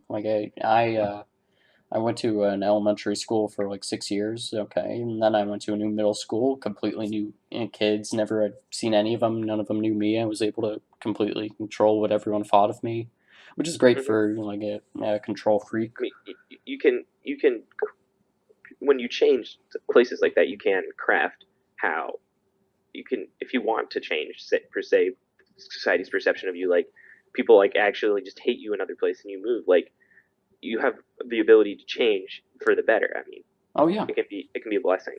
totally, and it's definitely influenced what I want to do for college because the same thing happened from middle school to high school, and now it only seems like the natural path to avoid the big state schools where everyone's going. Like I couldn't imagine going to a school like Virginia Tech where even though there's like 20,000 students, Hmm. just having all of those people there who've already formulated their opinions on you. Like there's something to be said about starting your life over Hmm. and using what you've actually learned to make yourself a better character and like it really because it matters so much what you have around you, and so much of that is influenced by what you do. And when the past person influences that more than the present person, it's very Kind of, difficult. yeah. Within like social situations, what is the biggest thing that you like to convey, or are you just very impulsive with it? I mean, I, I would say I'm impulsive, but because of that, I mean, the biggest thing I like to convey is I like to be known as like, oh, you want to laugh? This dude is go to like he knows how to make a joke kind of dude. Like you, hopefully, you want to be an acquaintance with me and know me because I am funny. I mean, generally that's what brings people to like someone. Like, wow, that person's actually pretty interesting and they're funny. Wow. So, I mean, that's kind of what I go for when people are like, "Oh, he's acting impulsively," and I'm like, yeah, probably. Yeah. Do you ever try and be premeditated with it? Um, occasionally, but like, oftentimes it's more of premeditated, as in like 20 seconds prior. Yeah. No, I can relate to that. It's pretty much impossible to think the night before or something and It's be like, like "Oh, I got a plan." this situation is going to arise, and this is how I can't unless I'm thinking through every situation possible, like all the time. That would kind of be impossible, but sometimes that happens. Yeah. I personally I try and do that a lot. Just I like to think that it works pretty well, but who knows? So let's see. Do I have an interesting question on this outline? Yeah, that's interesting. So something we have in common is neither of us have really gotten into dating, and I think that kind of stands out among a lot of our peers. Why do you think that is? And yeah, I mean, yes, I've never really been in a long-term relationship. I mean, I've more have focused on, oh, you gotta go to school, do your stuff, and it's with all of the activities I do with band, it's kind of taken a side road, back burner kind of stance in my life currently. I mean, would I like it to probably be higher ranked in my priorities? Yes, but it just hasn't had the chance. I haven't given it the thought of doing that. I mean, yeah. why do you think so many people are willing to sacrifice things for it? I mean, it, it's most a lot of it is about I would say 95% of the time it's people trying to look cool, be popular, be like, oh, it's the cool couple and stuff like that. But some of the times it's not. It's you're actually interested in this person and you would like to further your relationship with them. But I don't know. Hmm. With Yeah, Clover Hill High School, we'll see. yeah, that's an interesting outlook. I've never thought of it that way. That it's a social play. Hmm. Oh yeah, I mean with celebrities for Oh well, sure. It celebrity, sure. Never in the commonplace. Hmm. I'll have to ask around about that. That's very interesting. Do you think that's something that you're going to pursue in college, or is it just something that's going to wait until afterwards? I'd say it'll come as it appears or comes. We'll see. We'll see how things play out in the moment. Hmm. Okay. Let's see. I understand that your free time is very limited right now, and I get that because, frankly, I'm killing myself too with this. But like, what do you look to do most in your free time currently? Like outside of band stuff, obviously. Outside of band stuff, mm, I generally do not have any time outside of band stuff except I like other time outside I would like practice.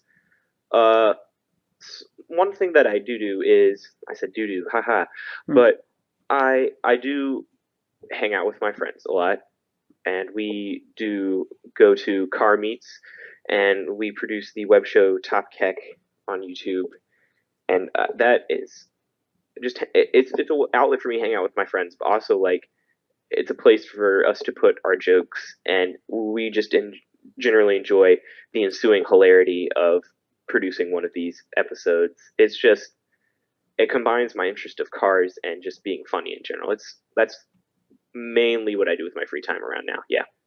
Yeah. What's the biggest thing you've learned from producing Topical? So I am the sole editor of that show. I have learned when we record an episode and it's not funny at all, I have generally learned how I can manipulate the footage to cut it and edit it so bits that weren't previously funny are now funny, like with how you've cut the footage, what you've overlaid over it. It's furthering my comedic art form, maybe I would say. Okay, that's interesting. How much success have you guys had with it? I mean, so generally we have produced it for the audience enjoyment of the viewers at our high school. I Yeah. mean, we're not trying to reach like people in like other countries. Although on YouTube, I checked the other day and on our developer dashboard or whatever it's called, channel manager, and we had one viewer from Pakistan Ooh, who that's had watched interesting. one of our videos. I was like, that's interesting. Why are they wasting their time watching this? I mean, we make it not only to like get other people to watch it and laugh at it like Mr. D, but we like laughing at ourselves a lot with like, oh my goodness, we made this. This is hilarious. Something for ourselves to laugh at, like not only now, but like in the future too. Yeah, you got to be able to do that with yourself. Yeah. It's a big problem with people that they either don't know how to laugh themselves or laugh at themselves, or they don't take themselves too seriously.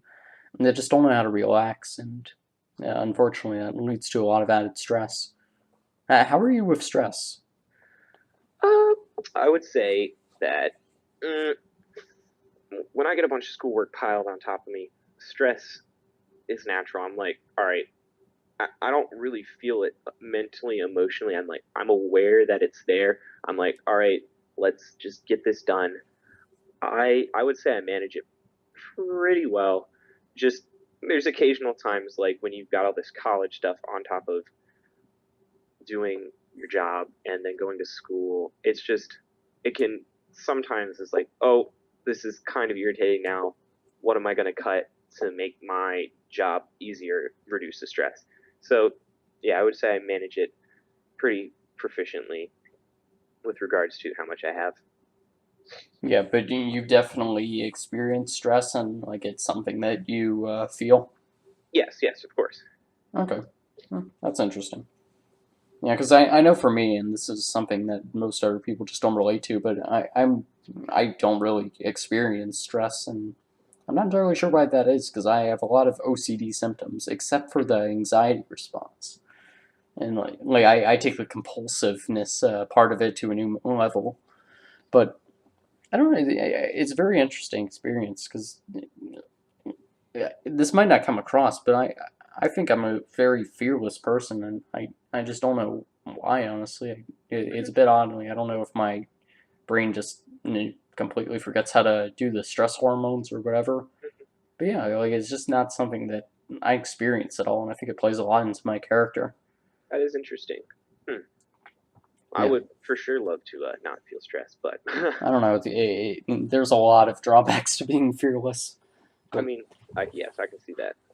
yeah, Hmm. but you mentioned your work. So I know you work at an engineering firm with your dad. What do you do there?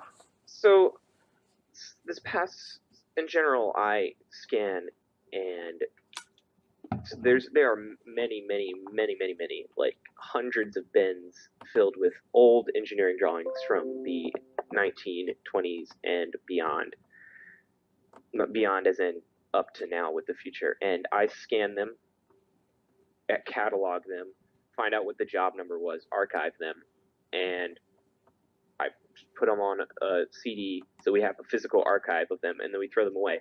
So we're trying to. This is like a giant 50 by 10 closet. This room is huge, and it's just filled with old drawings, and that is my main thing that I do there. But also this past summer, my dad let me take a Revit course, which is I forget what it's called. There's an acronym for it and everything, but it's a 3D model manipulation of structural buildings, and it's a drafting software. And he let me play around in that, take some lessons in it, and he let me work on a few projects with making, I guess, footings and foundations. I didn't do a very good job of it. Someone had to redo it again, but I mean, learning and seeing like where you want to explore with your career in the future. That's definitely what I was trying to do there. Yeah, that all sounds very tedious. It it is, but once see, I like things where you got rules and then you got a rhythm to it, and once you get going, like it's I find it fun. I don't know anyone else who might find that fun, but being able to like see your progress and you're like, oh, I'm doing this and I've done like 1,000 drawings and wow, that's pretty neat. No, I can absolutely relate to you on that because Hmm. that's actually a lot of what I personally do in my free time. I just create projects for myself, and Hmm. of course that free time being like 2 hours, and that I steal from whatever sleep that I end up getting. Yes. But yeah, like everything that I do in my free time is very regimented, and just because I feel like I have to make projects for myself, and I do wonder if it's just that I don't know how to relax or whatnot, which is a bit contrasting with not having stress. But I don't know, it's just a I mean, whatever you find relaxing personally, I guess, yeah. be soothing. Your own personal relaxation therapy of rhythmic uh, finding a process of scanning documents. Hmm. Yeah, I really need to go back and scan all of my documents personally. I have like a massive I used to stack of them that I have to go through.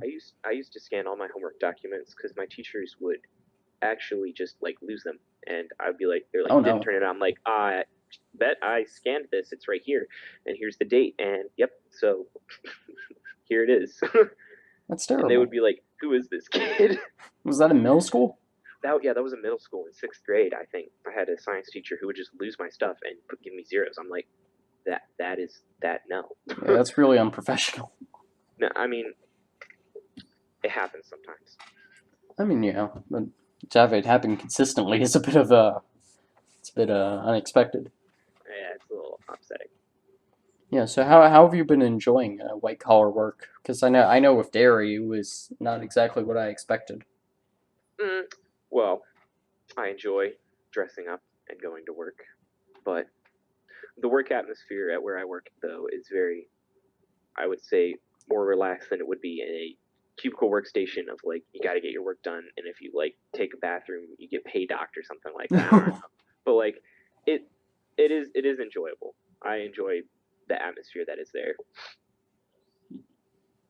Hmm. Would you want to pursue something like what you're doing right now? Obviously, with and being a little more mentally stimulating. Mm, maybe we'll see. I would really like to go into the area of computer science. I very much enjoy what we do in that class. Not the principles No, class, not the but principles. computer science A. Yeah. What kind of what would you like to branch into within computer science? Would you like to be an actual computer scientist? Would you want to be a programmer, a software engineer? So I what I'm looking for when I go to college is being able to explore the different types, find out what I like, and just being able to explore what are the possibilities, and without as much consequences of choosing a thing and they're like, oh no, I don't like it, having to switch majors or something like that. But like, I would definitely like to experiment around some before I really give it a hardcore yes decision go. Would that be something you would be looking to major in? Yes, for sure. That or I would look into electrical or computer engineering, somewhere in there, because I really do like computers, but also the fact with computer science, like the languages and how computers are interpreting user data is like constantly changing, and it is very difficult to keep up with. But with computer engineering, you've got the hardware, not the software. Doesn't change that often, or how computers are built. It's just it would be much easier field of work, I would guess, than the constantly changing field of computer science. Yeah, I can understand that. Right now, for me at least, it seems like there's a big movement in what I've been not a movement. Maybe, yeah, I'm acting like that's a big progression. It's right now. It seems like I'm just piling on a bunch of prospective minors that I would want to look at, and then like one big major. But like when I say Mm-hmm. piling on, I mean like 3 or 4 minors, and Yeah, that's obviously not realistic. yeah. And I mean, you got to experiment around and see what you like. Just like a little dabble here and a dabble there. yeah, what colleges are you looking at for? So I have currently applied to Virginia Tech, VCU, UVA, JMU, Georgia Tech, and Ohio State. Oh, Ohio State. That's interesting. They have a marching band that is very good. That makes sense. Hmm. What did you think of? Did you tour in Georgia Tech? I did tour Georgia Tech. I went right after I think it was the I-85, 65 something bridge had collapsed, and there was a lot of traffic. But I did enjoy the campus. It's very interesting how it's laid out in Atlanta. Like you're Yeah, in did the Atlanta. hobos get you? No, they It's did like not. right in the middle. It is right in the middle of Atlanta, and you're walking, and then suddenly like, oh, you're on a college campus. It's very like isolated, I would have to say, and it's like a kind of, I don't want to say theme park, but like it is in such a way that you would maybe think it was a theme park because like oh, you're in the middle of the woods. Oh, suddenly it's King's Dominion. But I very much enjoyed the campus. It was very beautiful. Yeah, what's the biggest thing that you're looking for right now in a college? Mm-hmm. Areas I'm looking for a developed engineering program, one that will accept me first most. But if the established engineering program. I mean, all the places that I've applied have established engineering programs that are very good, but we'll just see who accepts me. That was the main thing. I'm not really interested that much in, oh, that's a pretty campus. I really want to go there because the flowers are neat. But yeah, not really that. Hmm. Yeah, some of the people that are looking at, which college really speaks to me, or oh, They're I like, really oh, like it. I fell in love with it. I mean, I personally I haven't felt that. I don't know if I do that action. Yeah, I'm sure it'll happen at some point, regardless. But Yeah. like I just think of touring Rensselaer, which is a college in is it upstate? I don't know if Albany is part of upstate New York or not, but it's kind of near Albany. It's near Troy, which is like an hour south. But Hmm. it's like on this hill, and for some reason that I can't understand in terms of engineering, it creates a massive updraft off of the hill. And like literally, you get like 50-mile-per-hour winds that are just going throughout the campus. Oh, that's cool. Yeah, like and like a bunch of people complained throughout the tour, like, oh, it's freezing, and they have like a tram service to get you from classes because it's so cold. Oh man. But like Cool. I just adore that because I just think it makes your day interesting. Hmm.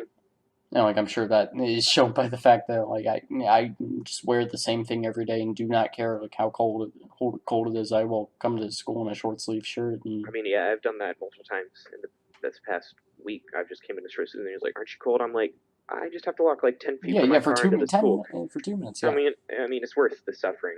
I mean, not suffering. I'm not really suffering. No. It's just slight uncomfortable, and then you're in the school and it's way too hot. Yeah, and then they'll try and claim that you can get pneumonia from 2 minutes of cold, I as don't if know that about makes that. any sense. Or as if you can catch a disease from being cold.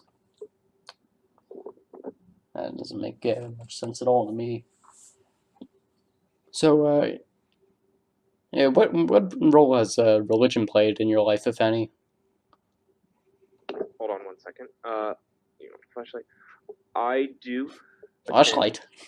My dad needed a flashlight. Ah, I have yeah, like 16. 16. Jeez, must I be really I like to dark in there. I like to be prepared.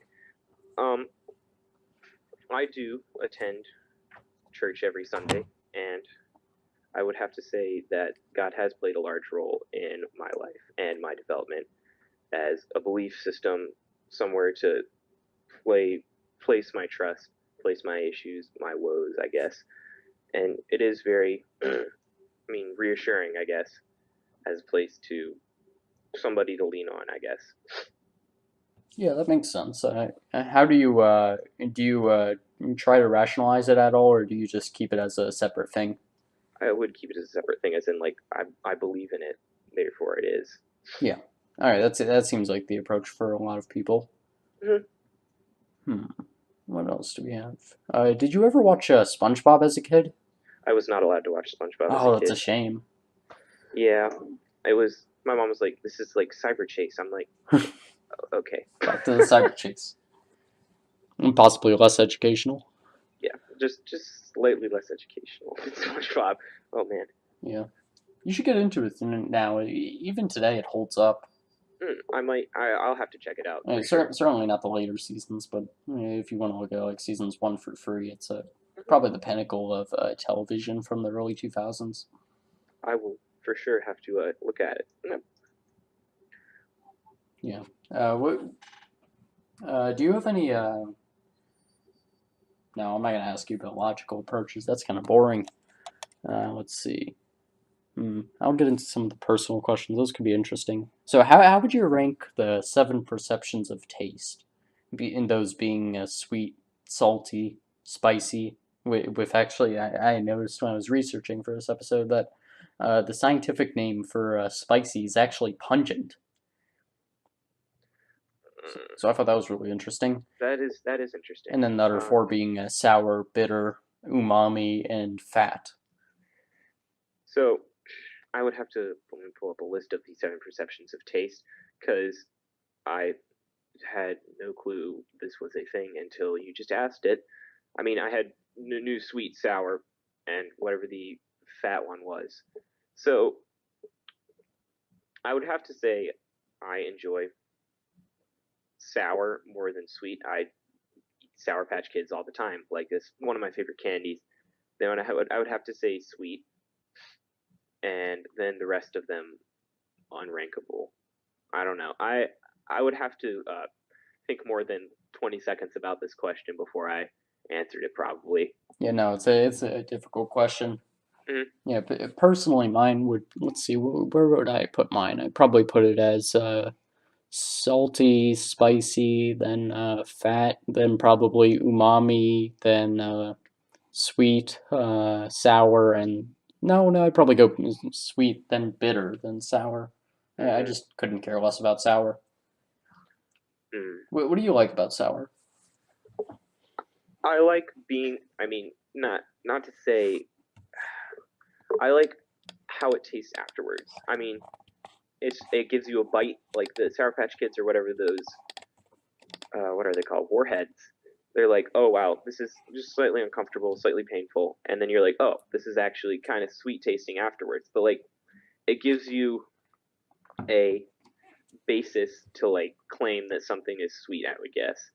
I mean, you could say sweet gives you a basis to claim something sour, but I would have to say, like, I would say I prefer to experience sour first, then sweet in that order.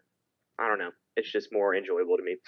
Yeah, I think it's pretty much the same thing with me and spicy. Like I like the rush of like having your mouth not On fire. yeah, not on fire. Like those people that eat ghost peppers are just crazy. There's no Yeah. reason for that. But spicy is probably the easiest way to season your food. Like like seasoning things is difficult. Like you have to really be have some Yep. experience with it. But if you just want to throw some salsa or something on a dish, it immediately makes it flavorful. Yeah. Yeah. And I just, that's frankly what I do with my cuisine whenever I make food for the family, and that may or may not be appreciated, but Yeah. Oh no, for sure. Yeah. I I think feel it you on works that pretty one. well. So, continuing on with something that I, for some reason, titled as symphysesia questions, what do you think is your favorite food? I would have to say green bean casserole. Hmm, That may seem strange. that's I just original. I just really enjoy green bean casserole. In fact, I asked for green bean casserole as my cake for my birthday Oh, this year. It's my favorite food for sure. Like it is amazing. I don't that's know great. why. It's got the like French onions on top and it's crunchy and like Oh, green French beans. onions. It's just so good. Hmm. Yeah, I am not an onion guy.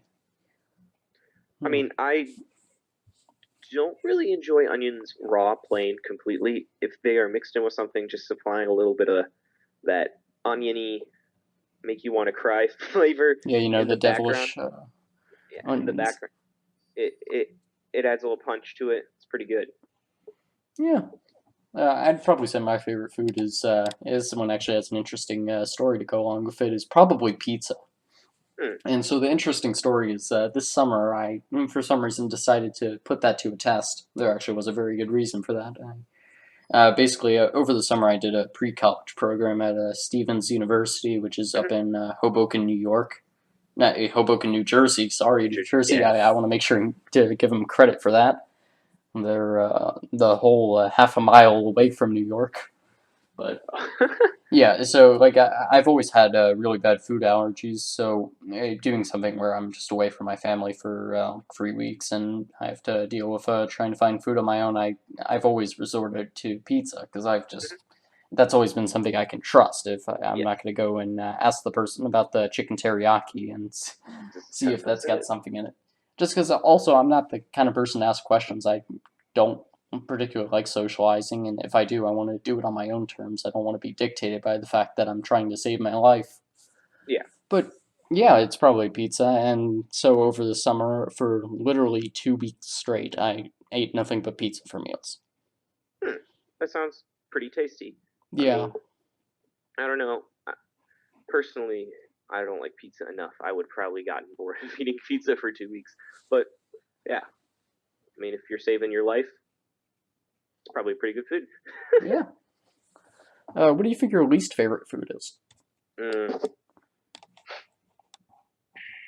I anything that involves like oats, Oats. oats and like grains or something like if it looks like bird seed, I don't know why it triggers something like I get a headache and it just I feel like vomiting for some reason. It just isn't. I don't know. Like people are like, oh, it's natural. I'm like, oh, it doesn't that doesn't feel right. I don't know. It. Does that come from like an ornithophobia or something? I mean, so I get fairly bad migraines due to like triggers of eating foods, heat, like barometric pressure changes, and I'm sensitive and yeah. But one time I think I vomited and I had just eaten something with that nut kind of grainy stuff and it coming back up. I just don't want to have that inside of me again or have any chance of experiencing that again. It was just I think that is what I am afraid of specifically that yeah oh no I don't want to talk about it that was what's your least favorite food. It's got to be onions. I despise onions. Mm. I don't like the flavor of them. I really hate the texture for some reason, and I'm not entirely sure why. You don't usually talk about textures of foods, Yeah. but onions just have a horrible texture, and like they look like little ghosts that are just like going around your meal and like sneakily ruining it. Oh, there's just I have a lot of problems with onions, Yeah. and like I always tell my parents, hey, can you use the onion powder? And they never do, and they're like, oh no, don't worry, it's what do they say? Oh, it's celery, or oh, it's Nope, it's not. no, it's not. It's never the celery. So you mentioned problems with migraines, and I was just talking to Andrew Truelove, who's in our history class, and he actually had maybe a lot of history with what is it, True. seizures when he was a kid, and we actually had like a 10-minute conversation about the time he died for like 45 minutes, and that Oh that wow. was fascinating. You'll have to listen to that podcast at some point, you guys too. But has your migraines ever come to that, or does it just stick to headaches? It sticks to headaches. It's never come to that, and I hope to God it does not. No, But that stuff is frightening. it is it's so frightening. I mean, it's always I don't. When I was younger, I would always get the headaches. I always just classified them as like this is a headache. But I'm like, as as I got older and was able to more describe them, people were like, those are migraines. You need to like go get checked out. And I have medicine for it now. The medicine just makes me kind of nauseous, and then I throw up, and then we're all good. But like, it was just painful and debilitating for a couple of hours, and then it would be over. I mean, not a seizure, but yeah. Okay. Yeah, speaking of your childhood, what do you think is the way that you've changed the most from how you were as a child to now? As a child, I was definitely less bold in my everything that I say, outgoing in my speaking. Definitely now, I am more impulsive, not too impulsive. I don't want to say. I feel like impulsive is the wrong word if I'm trying to use it. Like just I've finely tuned my comedic genius to be just the right amount at just the right time, I'd say. Some people might not think so, but they're definitely not understanding my true comedic genius then. But we'll, Yeah. we'll just leave it at that. Okay. How aware were you as a child? Because I've talked to a lot of people, and it seems like they had a remarkable ability to critically think when they were younger. And like I that's just something I can't relate to. I cannot relate to that. I can remember one distinct event. This being close to the holidays, I can remember one distinct event. I think this is the farthest back I can remember, probably. Of I'll tell the setup story. Here we go. So it's Christmas Eve service at church, and we have this live nativity thing where all the little kids and teenagers dress up as shepherds or angels or something, and they dress me up. They either dress the kids up as a star or a sheep. And of course, I was dressed up as a little lamb. I had little black socks on my hands and feet, and like fluffy white stuff everywhere. I'm like itching. I'm irritated. And of course, we get on stage. I was a misbehaving child. My parents had this on video somewhere on a VHS. I would have to find it somewhere. But I am walking around on stage. All the sheep are supposed to be like standing still, and I'm just walking around on stage. I walk up behind the person being Joseph. I like push him in the butt, and he like stumbles forward. And then, to everyone in the crowd's dismay, I pick up baby Jesus from the manger and just smack his head on the Oh side no. of the manger as hard as I possibly can. And the only thing I remember, like specifically, everything else has been details that my parents have told me. But the only thing I remember is I remember seeing like clouded. I remember seeing myself pick up and hit the head on the side of the manger. I remember the sound. I'm like, oh, that was a cool sound. So I did it again. No. And this is just on a video, and you just hear, conk, conk. Oh, that's amazing. They got video of it. Because everyone in the congregation is laughing because I have just knocked out baby Jesus. Oh man. Yeah, you gotta love those home videos. They are hilarious.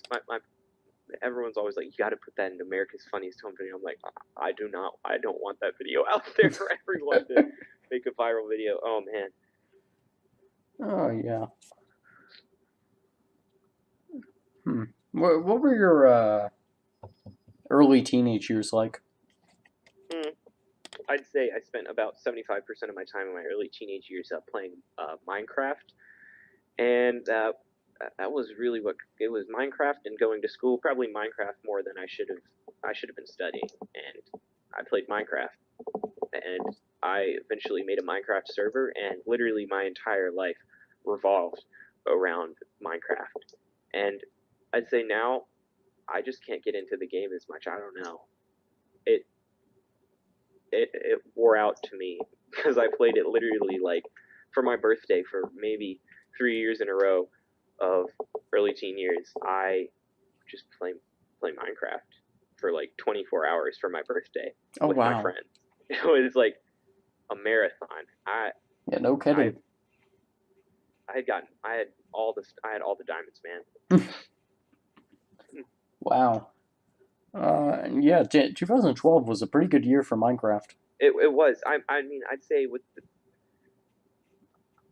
I don't know what it is now, but like I think they had at a point they had just the right balance between you have the right amount of things, and then they've added too many things. Yeah, no, like I've tried to pick it up, like, and yeah, the real world. I'm like, there's too many things to relearn, like all the enchantments and stuff. I'm like, they should have kept it more like when it was more simplistic and like I think 1.4, 1.5 or something like that. It was that was down to a core. Like this is good, and then like the rest of what they've done is like awful mods that some weird person has made.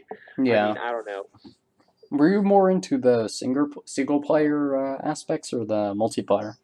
I had a single player world, but I would for sure say I was into multiplayer more because my dad had an old computer and he brought it home, and I was like, yo, I'm turning this into a Minecraft server. And little did I know what I was getting into and how difficult that would be for me as an early teenager figuring that out. But I figured it out, and I was like, I'm a freaking genius. And all my friends are like, oh my gosh, how did you do this? We're gonna play on your Minecraft server. So like I had a server with my friends whitelisted, and we would play on it almost every day, and it was pretty fantastic, I would have to say. Didn't you want to make a Minecraft server for your independent studies project last year? That would have been very funny. I mean, so I took that idea and changed it kind of. I made a web server kind of like that hosted a different website for my independent study project last year, but I used my abilities from learning to do that to do my independent studies project last year because I don't think our teacher would have accepted a Minecraft server as our independent studies project. I don't know. It would have been more impressive than some of the other projects. Oh my goodness. Yeah, I'm talking to you, Matthew. I made a GIF of a Sprite can. Oh man. Yeah. That wasn't exactly the highest quality, but certainly got the most laughs. Yep, for sure. Were you more into the building aspect of Minecraft or the survival?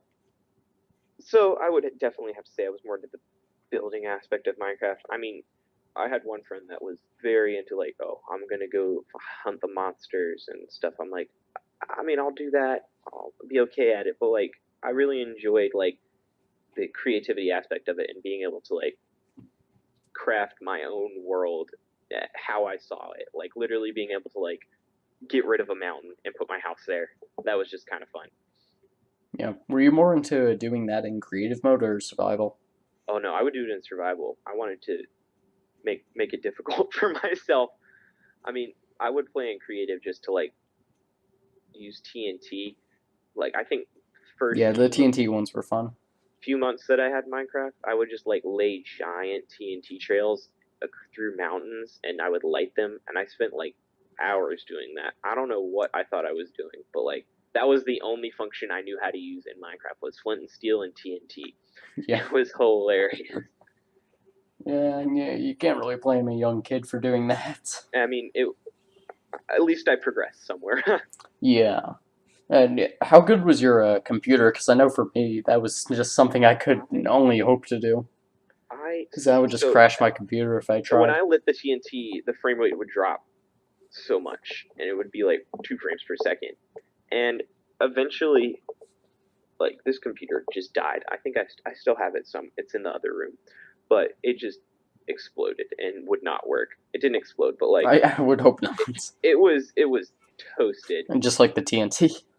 just like the TNT. And my parents they got me a new computer for Christmas. I'm like, it was a pretty decent computer, and it could run Minecraft pretty well. But like it, I wouldn't say I had like it was a laptop. I mean, I wouldn't say like I had like a supercomputer Yash Corday desktop, but Yeah. Hmm. Let's see. Do you think that Minecraft at all affected your aspirations for engineering? I would say it boosted them. I mean, like I wouldn't say I was for sure. I thought at least that I was on that path before I started Minecraft. I'm like, oh, Minecraft would be a cool way to continue doing this. But I was definitely interested in areas like Minecraft before Minecraft. I would say I'm not sure what I'm trying to say. So I'm not saying Minecraft led me to be the engineering stuff. I'm saying I was interested in all the engineering stuff, and that led me to find Minecraft and such. Yeah. No, I gotcha. Going off of building with blocks and stuff. Well, that was a pretty crappy segue. Were you into Legos as a kid? Oh my goodness. So okay, I was very much into Lego Star Wars, and I still have all my sets. I am literally surrounded by them currently as I am sitting in my room. I have many. I've sold maybe one in the past because like I needed some money, so I sold it. It was the motorized walking AT-AT from Oh, nice. Empire Strikes Back. But I have a snow speeder hanging on the ceiling, and I have Obi-Wan's starfighter from Episode 3, and I have the blockade runner ship from the beginning of Episode 4 that gets captured by the Death Star. And I had a super big statue of General Grievous, but it fell apart, and I still need to put it back together. Oh no. And I have a Lego Star Destroyer. I have so many things, and it is literally an obsession. And I just still have them. I don't know why, but they're pretty cool. Like I enjoy still having them on display in my room. Yeah, that's the worst when Legos break. It's so hard It's to like get up the it. aspirations to actually rebuild them. See, I've kept all the boxes that they came in and all the instructions. So like, if I ever needed to, I would be able to. I mean, they store the instructions online. Like, there's a database of like instruction manuals, but like, I need the physical copy of it that came with the original kit. No, I know, but it's just so disheartening to say, okay, Like, I'm actually going to rebuild this, so I'm going to take apart the rest of it, and you have to go through yeah, the. I mean, Oh, that's the worst, especially if you don't have a piece separator. yeah. Oh, as I was younger, I discovered the piece separator. That was a magical moment for me. I was like, Oh yeah. wow, my fingers are not bleeding now. Yep. Do you still do Legos at all, or is it just I something that's have not completely purchased fallen a by the Lego set. wayside? I have not purchased a Lego set in a very, very long time. I mean, it's time consuming to build them, and there's so many now that I would have a tough time deciding which one I wanted, which one I would want to buy, what I want to spend my money on. It it has slightly lost its magicalness to me, but like if I get a gift of one, like I'm excited about it still. Yeah, I would kill for getting that as gifts instead of these crappy video games. I mean, Hmm. I'm a big fan of video games. Don't get me wrong, but Yeah. I always loved Legos, and it's been a shame that that's kind of disappeared from stuff that I do. Hmm. Like I used to be so into Lego Mindstormers, and I was actually part of a team that from I our robotics competition, we went to the World Championships for I had robotics. I had Lego Mindstorms 2.0. I think I have the set, but like I mean all the pieces are disassembled in the box, but I had the 2.0 one, I think, and I got that. That was like my birthday present one year. I was like, I want this, and I spent so long making different things and programming it. It was just that the ability to even further create the motion and program it of what it did. That was very cool. Yeah, I'm holding the NXT brick in my hand right now, actually. Mm. But yeah, it's just something that's kind of disappeared. What themes in Legos were you the biggest fan of? Were you into? So generally, I stuck very much to Lego Star Wars. Like I Yeah, would say, maybe 90% of the sets I've received bought were Lego Star Wars. Most of the things I have on display now are Lego Star Wars, but I definitely did receive and get some. But I personally also one that I enjoyed were the train sets. I don't know why, but like I just like the feeling of having a complete like train and being able to run it on a track and like this is a brand. I don't know. I have a few Lego trains. yeah, that's interesting because you see that pretty often with people who are really into engineering that they like trains for some reason very specifically, and like they don't like they sometimes like cars in your case, they Hmm. sometimes like airplanes, but they always seem to like trains. I mean, trains are cool. I haven't really gotten into like how trains do what they do, but they're just kind of interesting to me and as a mode of transportation. Yeah, no, I get it. Were you ever into Nerf? Uh, I think the one time I bought a Nerf gun, it was the giant Nerf Vulcan one. Like you know what I'm talking about? Yeah.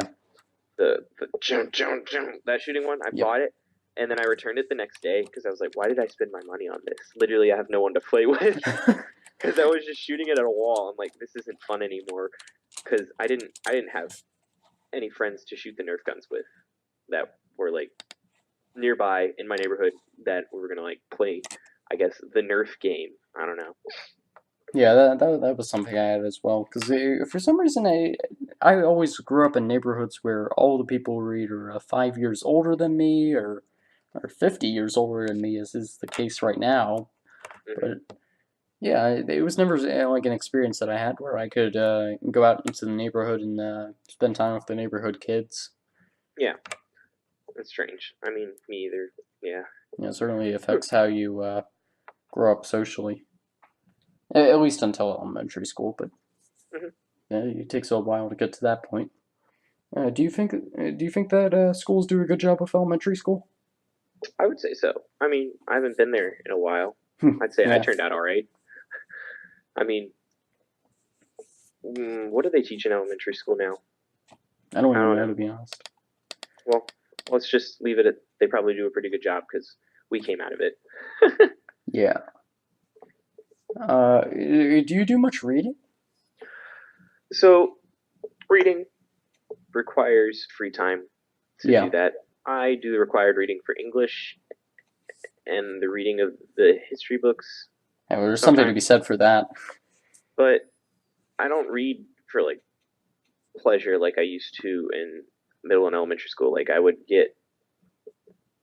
read the Star Wars books that they made, and I would read what are the 39 clues or something like that, and I would like finish one of those books in a day, and I'd be like next book, next book.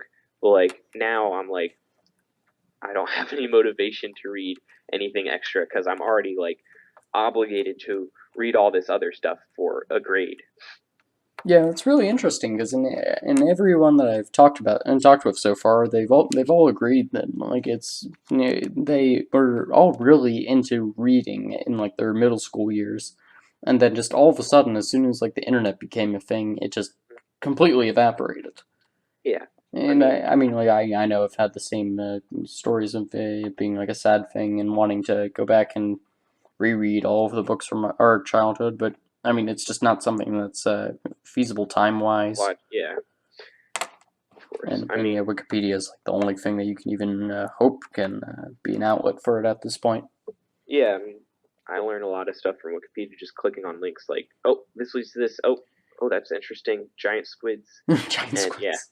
I mean, yeah, that's kind of what it's evolved into from, I guess, reading for pleasure of a paperback, hardback book, Kindle, whatever. Yeah. My group for linear algebra actually did a project on giant squids, Hmm. so that's topical.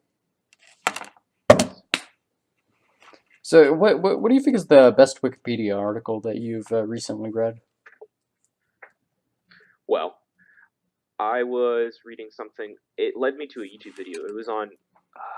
I'm trying to remember what it was. It was sound. It was about. So there's a. It was about. It was led me there by a meme. So let me try and find this. It was Smash Mouth All Star, except this one is except it's converted to MIDI. Actually, I It don't know Smash Mouth. it's one of the many memes, and it's played by a synthesizer, and it creates an auditory illusion, kind of, because it's converting the actual like recorded audio of it into what is played by a piano notes. Except there are so many notes to like cluster together in the crunch, and like it sounds just crunchy. Except when you like take a moment and relax about it, you hear the words, even though the words are not there. So it's just piano. When you hear it, it's just piano sounding like going cron, cron, cron, cron, cron. Except, but you can relax and you hear the words to the song played Hmm. because your mind is filling in the gaps automatically because they're so close together. Your mind is filling in the gaps of what the MIDI is already created. So like it's kind of like the thing where like you have a word and you just switch around the middle letters and you can still read it. Oh, that's interesting. Hmm. I might have to check that out. Are there any other optical illusions? Not optical, just illusions that pique your fancy? Uh, I mean, optical illusions for sure are very neat, but I mean, it's kind of difficult to talk about the optical illusions on a audio podcast. Indeed. Hmm. So, wait, something that I never really understand is why people are so big into paradoxes. What do you think about paradoxes? Uh, well, I never really understand them when I see them when I'm reading. So, personally, my opinion on them would probably be indifferent. They don't have a great impact on my life, but I would find them interesting. Like as long as they're explained to me, I have to look it up on Spark Notes or something like that. If they're explained to me, I do find them quite interesting. They are, although still very, very, very confusing to me when I first read them. Yeah, no, I understand that. For the most part, the notion of paradoxes has always really annoyed me because the problem Why? with Why are they there? yeah, just paradoxes exist only because you zoom in too far on the scope of what you're looking at in the problem, so that you'll miss the actual nuance that leads to it not being a paradox. I mean, it's that in itself is yeah. So what the heck? Yeah, like the What? only I mean, the only reason they exist is because we just twist it. It's so there's no need for them to be there. yeah, exactly. Like the only paradox that I've found that stands any logic or zooming out is Zeno's paradox, which I'm sure you've heard of, the one with I, the having the I, distance over and over. oh yes, yes. Yeah, that one's really fascinating. Because the whole premise behind it is you have to accept that infinite motion forward does not You'll mean that you'll still reach it. never get there. Yeah, but I don't know. It's just never been something that I can accept. Asymptotal behavior. Yeah. So, what do you think about time travel? So, well, I mean, I would find it interesting. Sorry, if it were possible. I have not done a lot of like I don't know if it's scientifically possible or whatever about whether it should be possible, but I do find it an interesting subject when it is spoken about around. I mean, it would certainly be interesting to the whole scheme of what the heck are we doing if we were to discover suddenly, oh, we can actually time travel. Heck, why are we still here? What are we doing? Who's the higher being and like who controls? Yeah, it would create a lot of problems if it were to come up like that. So, I mean, opinions on time travel, still think it's pretty cool. Do you think it's going to be something that we're going to have to encounter sooner rather than later? Uh, I definitely I don't think it will happen in our lifetime. Probably, I don't. I feel like it just won't. I don't know. I mean, at least I hope we get to like Mars at least in our lifetime. I mean, Yeah, we're scheduled to get there in like 20, 30, 20, I don't even know when like Elon Musk wants to somewhere get there, around but there. we all know how well he deals with releasing things on time at the Tesla Model 3. Yeah. But we'll see. Yeah. So speaking of space travel, what have you thought so far about the commercialization of it? Do you think it's a I good thing? I personally think it's a good thing. I personally would also believe like we should still have NASA with the Proper funding? proper funding. I mean, the private all these different companies getting in on the space exploration commercializing. I do think it's a good thing and creates competition. Like you're going to better the product for, I mean, safety. You're going into space for crying out loud. You're not going to want to be killed just launching in a rocket. But I mean, having multiple companies at it and commercializing, I feel yes would be a good thing. Also, it would be kind of cool. I would want to go to space, even though it would probably be super expensive, and I probably never will. But yeah, Do you think privatizing industries is almost always a good thing? mm, I feel like saying I feel like not necessarily, but I don't know how I would substantiate that. I would have to come up find a different example of it. But at least for space industry, I feel that it would be a good thing. I don't know necessarily about like healthcare or whatever Oh yeah, government. yeah. Yeah. Like believe me, healthcare and insurance. Those two seem like the most obvious government programs that I've ever heard of. I mean, aside from like Social Security or something. And for some reason, those are like two of the biggest privatized industries, and like that just boggles my mind. So that could be interesting, actually. What do you think about politics? Well, I personally have not very much viewed into it, gotten into it that much until this year when we were in AP government. I've I'm still not very keen, excited, like asserting my opinion on the politics stuff. I recently turned 18. I could vote. That was cool. I mean, I don't like really putting my opinion out there with the politics because, I mean, it's my opinion. I'm not about to assert it over anyone and tell them they're wrong. But, I mean, yeah. Yeah, no, I understand that. I don't really understand the kind of people that are going to say that their opinion is right, and you have to respect that. I don't think that's something we really encounter, just because I like to think that there's a pretty high correlation between open-mindedness and intelligence, but there's always those people. Let's see. And were you ever into sports? I figure you aren't now, but like, was it anything that you ever were into?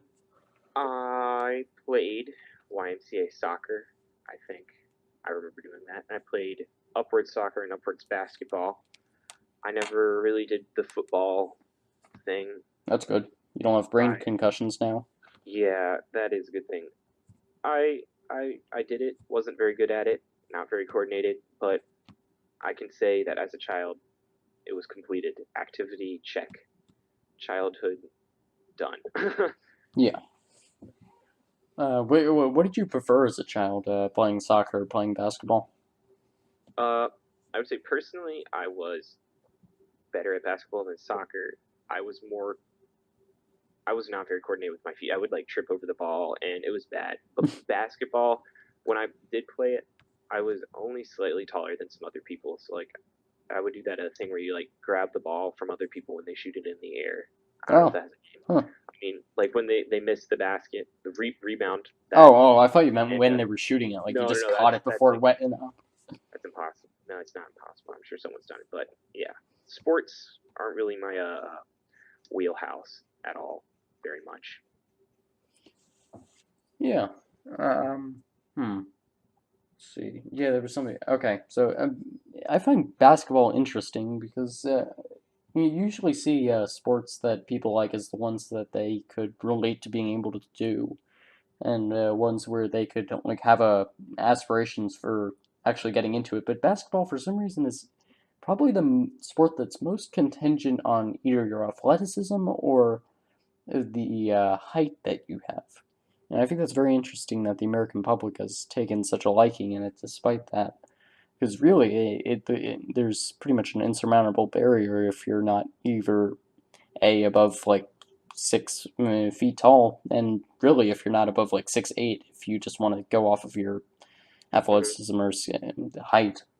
And it's pretty interesting that they've taken to that more so than a sport like baseball or soccer, where you could be a 5'6" person standing right next to a 6'8" person and perform just as well.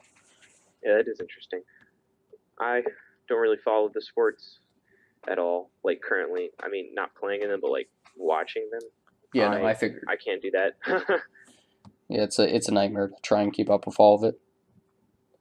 It's interesting actually because for some reason I've found myself as like the perfect mix of like being like just super nerdy, but also being able to rationalize things, but also being super into sports, but also being pretty athletic and willing to talk about all four. Hmm. It's really interesting because you don't really see anyone else, like, sure, with MFSI, but really anywhere else that really combines the three interests. You see a lot of people just going outside of one in them. I would have to say that that is pretty unique. I definitely probably only know you that does does all four of those. I think you said four. Yeah, Yeah, I did say four, but I kind of wanted to slip the logical thing under the rug because that's not really a thing. Regardless, hmm. Well, what else do we have? Oh yeah, I thought this was an interesting question. And what do you think is the most benevolent monopoly in today's market? It's like there's a lot of conversations going around right now about, oh no, another monopoly. Ooh, Google's taking over the world. Oh no, it's Apple now. I would see. I'm going to use this to talk about my least favorite corporation out there, the College Board trademark. I don't know if they have a trademark. I I think dislike they them. have a trademark. They they they own so much of everything. I mean, the ACT exists, but I mean, they for sure own way too many. Yeah, I disagree with a lot of what they do and stand for with standardized testing Yeah, and owning all the AP, all the SAT, all the SAT subject tests. It's being the standard for getting into all colleges almost everywhere. I mean, some people are moving away from it and going, "Oh, ACT is the way in," but we'll see. yeah. Plenty of colleges are just saying we don't even care if you submit them, or oh, we're not going to accept AP credits at all. And College Board's kind of is getting their comeuppance with that, but I mean, really, it still has a massive role. Personally, my least favorite corporation would probably be something like Monsanto, and just like the disturbing stuff that they're able to do with copywriting genetic information, and literally having farmers not able to plant seeds. yeah, Like that's that's some creepy crap. Um, yeah, that's pretty scary with how much the government's they letting them get away with. control. Yeah. Mm. Hmm. Do you have any questions for me? So, mm, I do not have any questions for you, Ryan. I think this was a fabulous questions for me, but I think with your responses, you've kind of every time you've asked me a question, you've kind of provided me an answer that you have yourself. I mean, you've answered a lot of the questions I've had about you already, so I Oh, think I'm good on that one. well, this could be interesting for the listeners. What's the biggest thing that you've learned so far? So I did not know that you were into sports as much as you were. I thought you would be one of the people who's like, "Yep, I've never watched any sports in 30 years." Also, as well as watching SpongeBob as one of the things. I didn't. All my friends that I've known that have been like they've like never seen SpongeBob. I'm like, okay, me either. But like, I don't know. It's strange. So hang on a second. So I was just looking through my email, and so I had my linear algebra exam today, and I left a note on the test about. And so our teacher, Mr. Brooks, hadn't used the Oxford comma in one Oh place, and no. I left a little note saying, "Hey, buddy, you need to use the Oxford comma." And he sent me an email titled "For your consideration." Uh, Concerning the Oxford comma, one man's educated opinion, and then it points to like some CNN article, as if that's educated. And like it has a quote of particular interest: the phrase "to my mother, comma, Mother Teresa, comma, and the Pope" versus "to my mother, comma, Mother Teresa and the Pope." The Okay. former implies Mother Teresa is your mother. The latter, without Oxford comma, removes that possible interpretation, making the phrase more clearly about three persons. Enjoy your holiday. He, He's great. man, that's great. That is very great. Yeah, what teacher do you think you're closest with? Mm, I would have to say Mrs. Rose that I'm the closest with. I have the most conversations in class with her. I feel the most comfortable in that class to be the goofiest. I mean, we take these gateways, and whenever people get them right, I hand out the trophies in the back of Mr. Clark's room to people that get them right on the first try. And yeah, I mean, I generally that's the class where I'm most comfortable and enjoy myself the most, probably.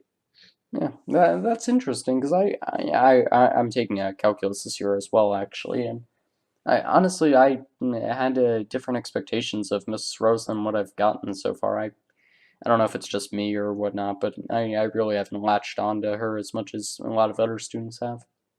I mean, I've had her for 2 years now. I mean, Yeah, that'll certainly definitely, help. definitely with BC, there's less time to do fun things, have fun in class Yeah, because you got to unfortunately. get another semester of material in there. But Yeah, yeah, especially this year when she's been trying to cover like free extra weeks of information. yeah, that is very. I mean, hopefully we get it all done. But yeah, Hmm. Would you prefer a system where we don't have standardized testing governing what curriculum we do? personally, yes, I would because I would like personally I would like more free choice in what classes I take, what I do, where I go. But some people definitely do need that standardized testing as guidance for what they do, where they go. But I mean, case by case, I mean, that's how I would choose to decide it. But I mean, that's not really an option, I guess, currently. But for me personally, I wish standardized testing was gone, didn't exist. Hate the College Board, down with the College Board. Yeah,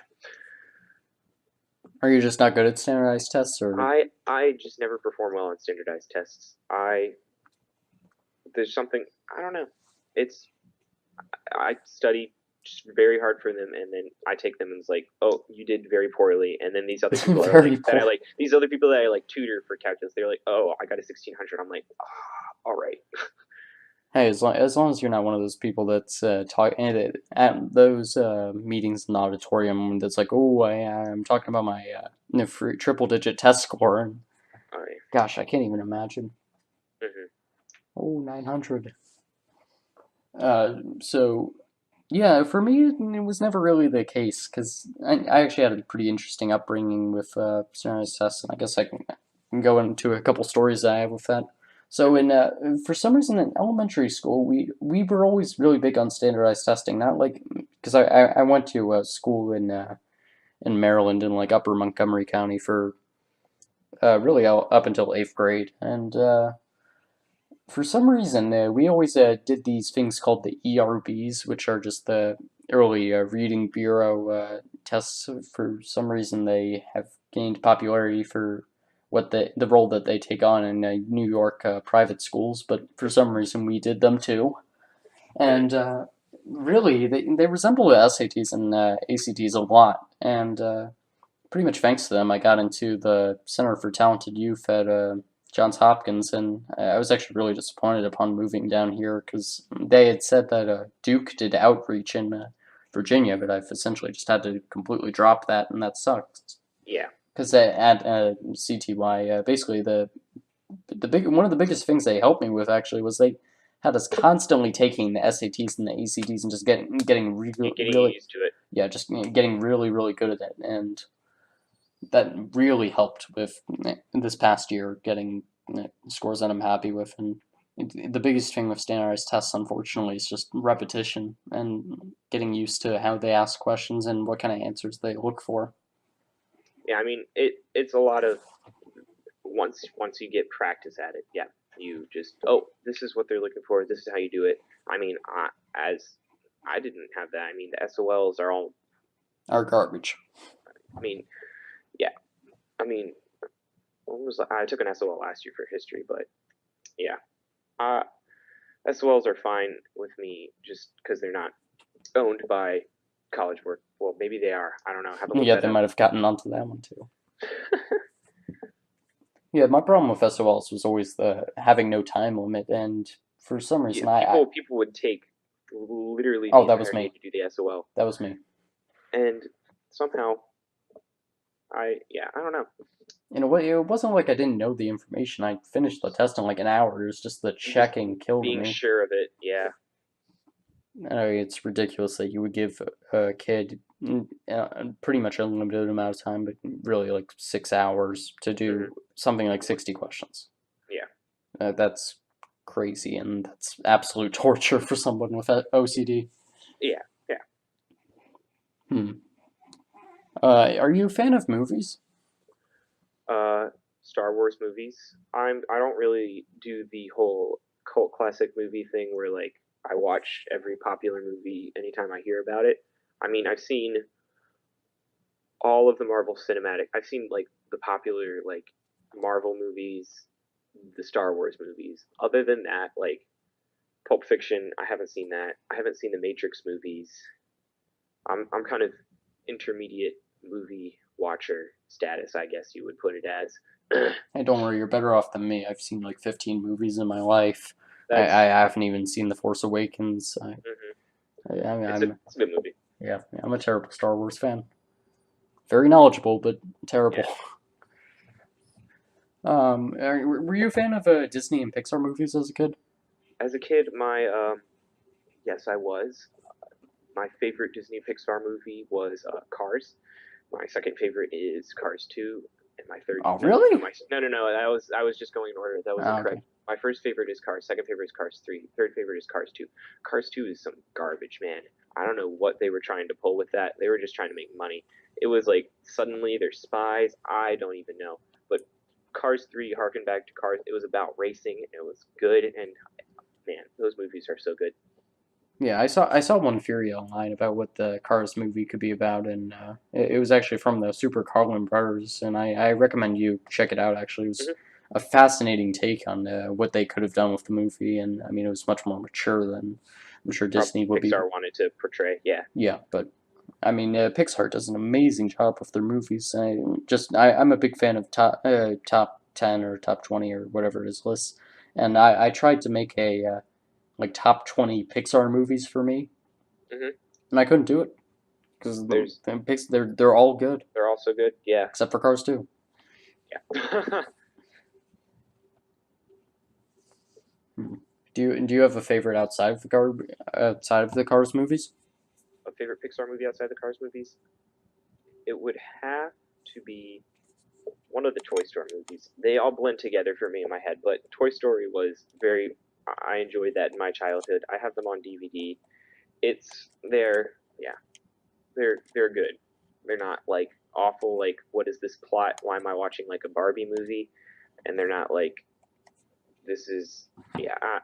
They're just the right mix of being good and toys, and they did a very good job of giving the toys like how toys would actually act if like they were alive. And that was interesting to me as a child, I would say. Yeah, I could relate to that.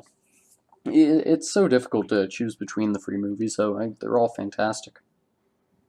Though it'll be pretty easy to slot the one that's coming out now as the Mm-hmm. worst one. Probably. Yeah. So, do you like being an only child? Oh no, I have a sister Oh, you actually. do? Oh, crap. I do. I thought I would regret not asking.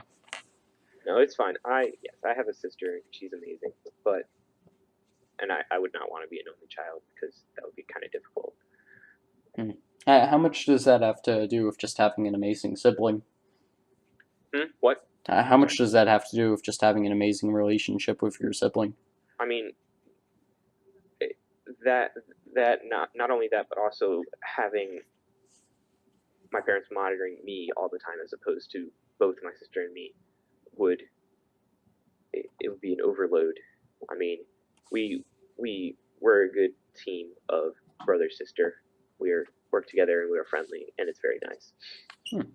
That's nice. Personally, I don't have a great relationship with my brothers and sister. Well, I have a good relationship with my sister, but my brothers, I kind of hate my guts. But so be it. That's why I have three of them. Oh my, that is multiple. Yeah. Let's see. Hmm. Would you personally rather have a brother or a sister? I don't think I have a preference about that. I mean, as long as I have a sibling that is my friend and I hang out with, that's good with me. I Yeah. don't think I would prefer a brother over a sister. Do you think there's an ideal age difference between siblings? I definitely would believe that there is one. Not. I don't know what it would be.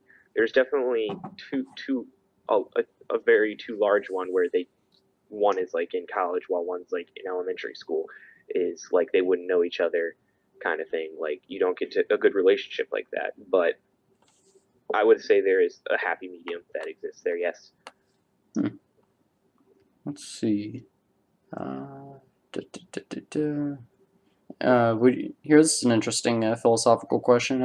Would you rather have three siblings if you were pretty close with one of them, or no siblings?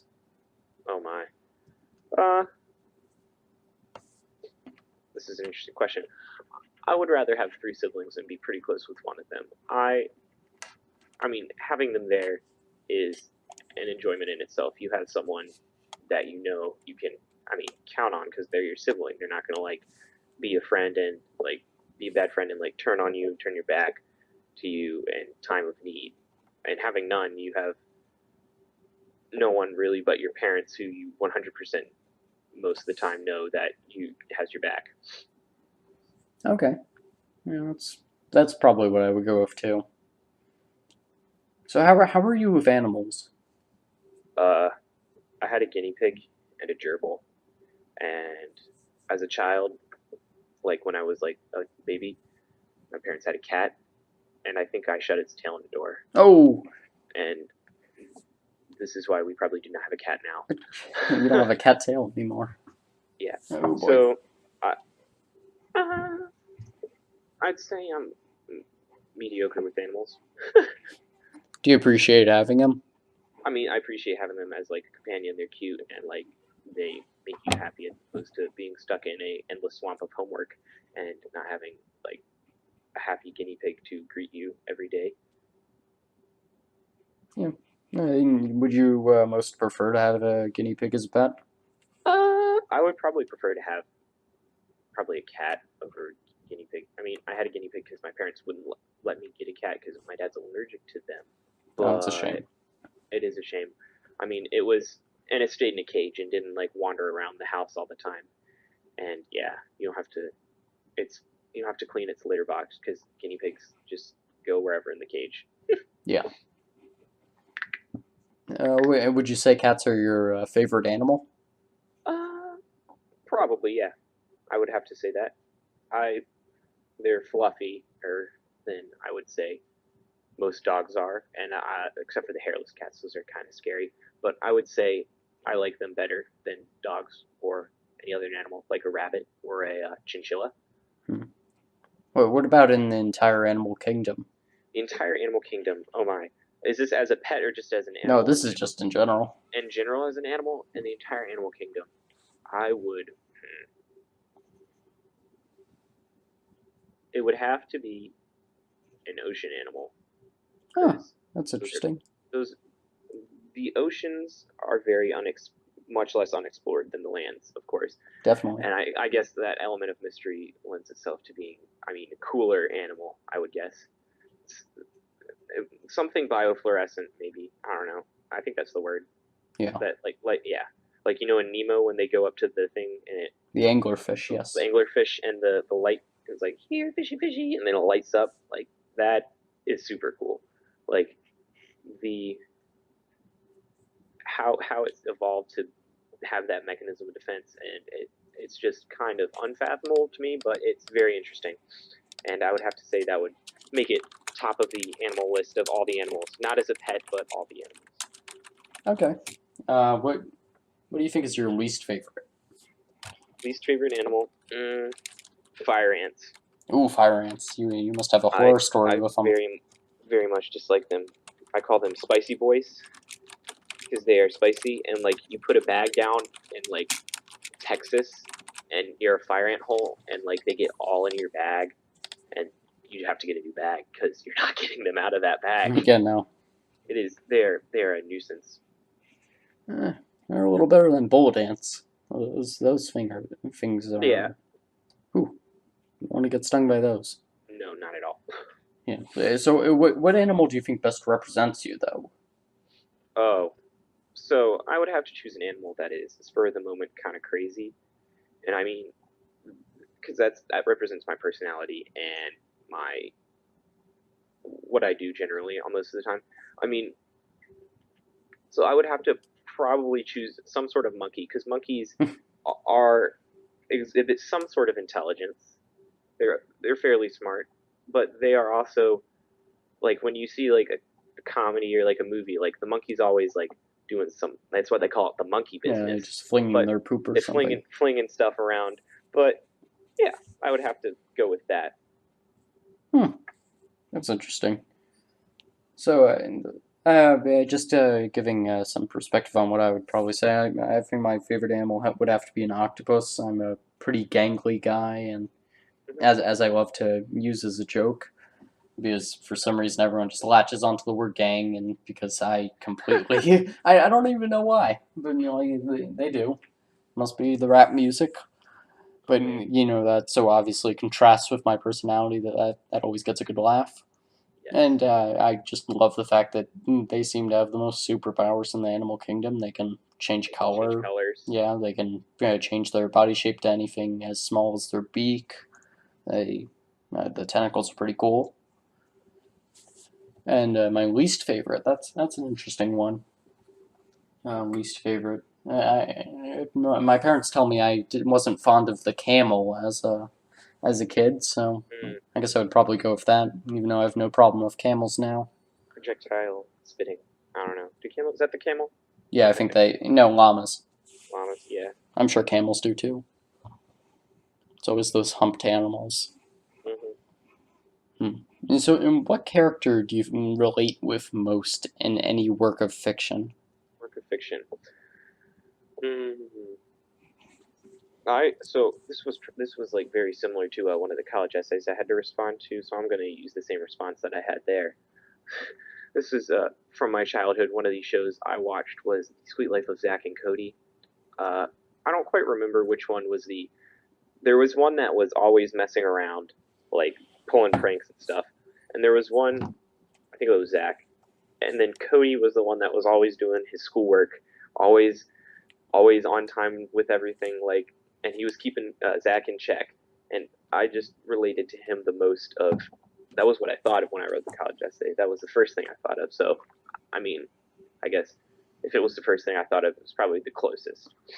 Yeah, that's interesting. I always seem to relate to really overly logical characters, which is interesting because even though I have like this huge facade of being a very logical person, and I mean I am a very logical person, I have a pretty emotional side too, and I do wonder how much of the logical side just comes as a coping mechanism with the other one. Hmm. Yeah. Let's see. This is interesting. What quality do you look for most in a friend? Hmm. I would probably have to say, with my friends now, the thing we have most in common, not in common, but like it would be uncommon, I guess. But it's ability to laugh with each other, laugh at each other, but like not get our feelings hurt at like and hate each other because we're laughing at each other. But like common sense of humor in that we all do the memes, the meme culture. I mean, most of my friends are very engaged in memes, whether it be in regard to band memes or car memes and whatever. But we all know how to get a good laugh at the same time. Like when something funny happens that might not seem funny to like anyone else, like all of us will suddenly laugh and everyone's like, "What is funny?" Or like, it was just funny, and somehow we've all found the same hilarity in this random moment. Just, I think that ability is very unique in my friend group. I don't know if it's somewhere in other people's friend groups, but that's just what I've observed with mine. Yeah, I can see that. What type of comedy do you annoys you more? Disparaging comedy or sarcasm? I mean, I'm a naturally pretty sarcastic person sometimes. I would have to say disparaging comedy. I engage mostly in the sarcasm. Like, I mean, most of my statements naturally are sarcastic in nature. Like, you've heard me talk to Mr. D in class about coding and stuff and how much I love his coding projects for principals. I Yeah. mean, yeah, Oh, by the way, I forgot to mention this. You did an amazing job with your impression of him on the senior takeover day. That was incredible. I had been practicing for like a day. I'm like, You could tell. I was like, I'm going to copy his manners. Like, he, I think he may have been the most easy teacher to have copied because he has a way about him that he repeats Yes, on the he's daily. always the same. He's it's very it's it was very funny and just because it was so easy to copy, I could have done. I did such a good job of it. It was it was hilarious. I had a hard time not laughing at myself. Oh man, it was oh that was a good one. Yeah, I know everyone else really appreciated it too. So, in going back to the friend thing, what does it take for someone to get over the hump with you and be considered a friend in your mind? I mean, most of my friends I have found through band. Like 99% of the friends are through band, or I've known them for like ages and ages, like 10, 7, 10 years or something like that. But like generally, what it usually is that we spend way too much time together. Is because like either through band or like through having been knowing each other for such a long time. Oh, okay. Hmm. Because I mean, band is like when it's band marching band season, like you're spending like almost every hour, like not only at school but like at practice together. And I mean, sometimes the people that get old are like, I really don't want to have to hang out with you other than at this place. But like when my friends, I'm like, I still want to hang out with them more after band as well. Oh, okay. So I was going to ask as a follow-up question if you knew anyone that was a particularly borderline case in your mind on if you didn't really know if you were friends with them or not. Obviously, not naming names, but I think that's a bit of a silly follow-up question. Hmm. I So, mean, yeah. yeah. Let's see. Hmm. Dang it, I had something in it. I've just lost it. Let's see. Is there anything I can quickly jump to instead? Uh, oh, okay. This is interesting. This is a bit more of the religion thing, but it's not really religion. It's more so philosophical. Which of the seven deadly sins do you think is the worst? What are the seven deadly sins? I don't know what they are. It's like the seven tastes. Yeah. Sour. Yeah. Sour. Sour is the worst deadly sin. Sorry, these list things are my go-to. Let's That's see, the understandable. seven deadly sins. We've got. Do you want the Latin names too, or just Oh, the? I found the Latin names as well. Sloth. Oh my. Yeah, yeah, we've got gluttony, lust, greed, hubris, everyone's favorite fatal flaw, sorrow, which is one of them apparently. Wrath, vain, and sloth. Yeah. I would have to probably say the one that presents itself most in my day-to-day existence, walking around doing things, would have to be pride hubris. With I mean, everyone's at the school where I like hang out with is like so good at everything that they do, and I mean, some people get a little carried away with themselves. I mean, I would have. I mean, since I relate to that one the most, I would have to probably choose that one. I don't really personally connect, understand most of the other ones. Yeah, I mean, I couldn't imagine gluttony is that big of a problem. You know. But no, I would agree. Hubris is Mhm. definitely the worst, and you see it a lot. And there's a reason why when you're looking at characters and you want to see how they all fall, it's always It's hubris. Shooters. Yeah. You don't see it be sloth or lust or well, They were they were sometimes lust, but they were usually not. slow. Yeah. Hmm. Let's see what else. Uh, what's the biggest thing you've learned from doing Top Keck? From doing Top Keck, it's that literally anything can be a joke. Like you can make it a joke by either editing or how like emphasis on statements, like how you say it. You can. We show up to the Top Keck like where we're about to record. It's usually in a different spot.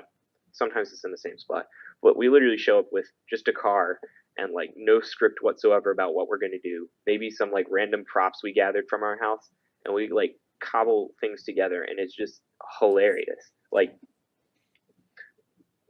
I, so, sometimes I even like I'm amazed like how is this how did we even make this? We literally just showed up and just started talking, and it like the first episode, I mean it got taken down, but like that one was so funny because I mean we copyrighted the BBC. We used the entire copyrighted BBC theme opening, and they're Oh, like, "Oh, take down, yeah, no. take down claim." You gotta go And Creative Commons. so I mean, we just showed up. And we're like, we're gonna do this, and it was just hilarious, and people liked it. That's why we kept doing it. It was so strange. I don't. That's probably the biggest thing is that anything can be comedic from Top Keck. Yeah. Yeah, and it's so important with those things to if you have an idea, just do it. Like I've I mean, always you can always cut it out in the post editing, and like if it's not funny, make it funny. Yeah. yeah. It's But I even mean just having the idea in general. Like, oh, I want to make a fun YouTube series where I review cars and like then that's something that a lot of people just would never get off the ground or like think, okay, that's a fun idea and just never do it. But you and have to just not. just do these things Mm-hmm. because you're gonna regret it at some point. And I mean, Not doing it. Yep. and the whole point of being a child is you have time, and when And you're an the adult, ability you to do don't it. have time. I mean, yep, that is very, very, very important. I'm glad I'm getting to just try a bunch of stuff like doing Top Keck when I have time. Yep. So I think an interesting philosophical question, which I've just been trying to sprinkle these in at this point. I don't think you or I would have the energy to do like a 2 hour segment on every And philosophical topic we can think of. I mean, yeah, probably not. But do you believe in free will? Hmm. Yet, I'm confused about this question. By free will, you mean like the ability to like we were allowed to make choices? Like we Yeah, made like the choices. capacity for someone to have complete control of their decisions. I do believe that we have capacity to have complete control over their decisions. Yes. I mean, I don't really have a substantial claim about that. I mean, until now, I think I've just thought that that has been a given. Like we control what we do, we're allowed. I mean, yeah, I don't know how to further explain my reasoning on that. Yeah, It's a very interesting question because It is, yeah. it really devolves from the question debate over consciousness and what does conscious really mean? What are dreams? What is you? And it's a pretty confusing conversation, really. I would have to come down on the side that there is there's not free will, to be honest with you, but I very much take the Descartes philosophy of it. If I don't see it, then I don't believe it. Mhm. Yeah. Let's see. What else? Oh, this is interesting. What are the top three best days of your life? Best days of my life. Oh man. Well, uh, I'll give you probably a top one. I don't think I can think of a top three. Yeah, That no, would I be couldn't either. it. That would take a while. Top three. I would have to definitely have to go with joining. I hate to say it. I mean, I don't hate to say it again, but like it's come up so much as a band. It has just had such a large impact on what I've done the past 4, 5, 6 years, and it's just amazing. I mean, it, it's given me so many different opportunities, places I performed, so many friends I've made. I mean, if I hadn't have had it, I just would be a completely different person than I am today. I would have to say the moment I joined band, picked up the trumpet, started playing, it would have to be probably one of the most important days to date of me being me.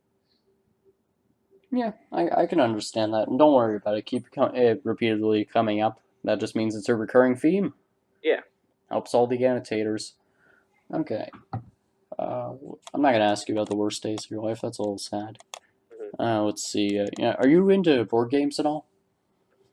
Uh, I can't remember the last time I played a board game actually, Ryan. Hmm. Yeah, I can't either, unless you count chess, which Mm, is debatable. yeah, it's a sport. Yeah. Do you think a band is a sport? So certain aspects of marching band, yes, sports, but some things of marching band definitely do not qualify it to be a sport activity. I would have to say the activity of drum and bugle corps, which is like professional, so to say, marching band would be more. It definitely should be a sport, more akin to a sport. Like you got teams, your corps competing for each other. You get points, you get scored every day. You're competing every day, and it is a team sport. Like you're on a team. Just because like we have different names for the stuff doesn't necessarily mean like you can't call it a sport. I mean, a lot of people's arguments about it are like, oh, everyone in marching band is fat and lazy and stuff. But like with drum corps, like you're running around on the field for an 11-minute show, like blowing air into a chunk of metal on a really hot day in the summer. And Yeah. I mean, you're sweating a lot. Yeah, nothing lazy about that. No, no, not at all. Yeah, I mention it because it's a really interesting question about what a sport even is, especially when sports are so defined by performance. Hmm. You can't discredit something just because it's a performance. I mean, And, yeah, a lot of people just say, "Oh, it's just a performing art." I'm like, but yeah, but yes, but like there's competitions for it too. yeah, and why do people watch sports in the first place? It's because it's a spectacle. Yes. Yeah, and usually my go-to is really is cheerleading a sport, but it was just too perfect to work band into it instead. Hmm. Hmm. Okay, I think I'm gonna hunt down one last question to conclude this, and All right. I hope it's not let's too see. hard. Yeah, what did you ever get into Pokemon?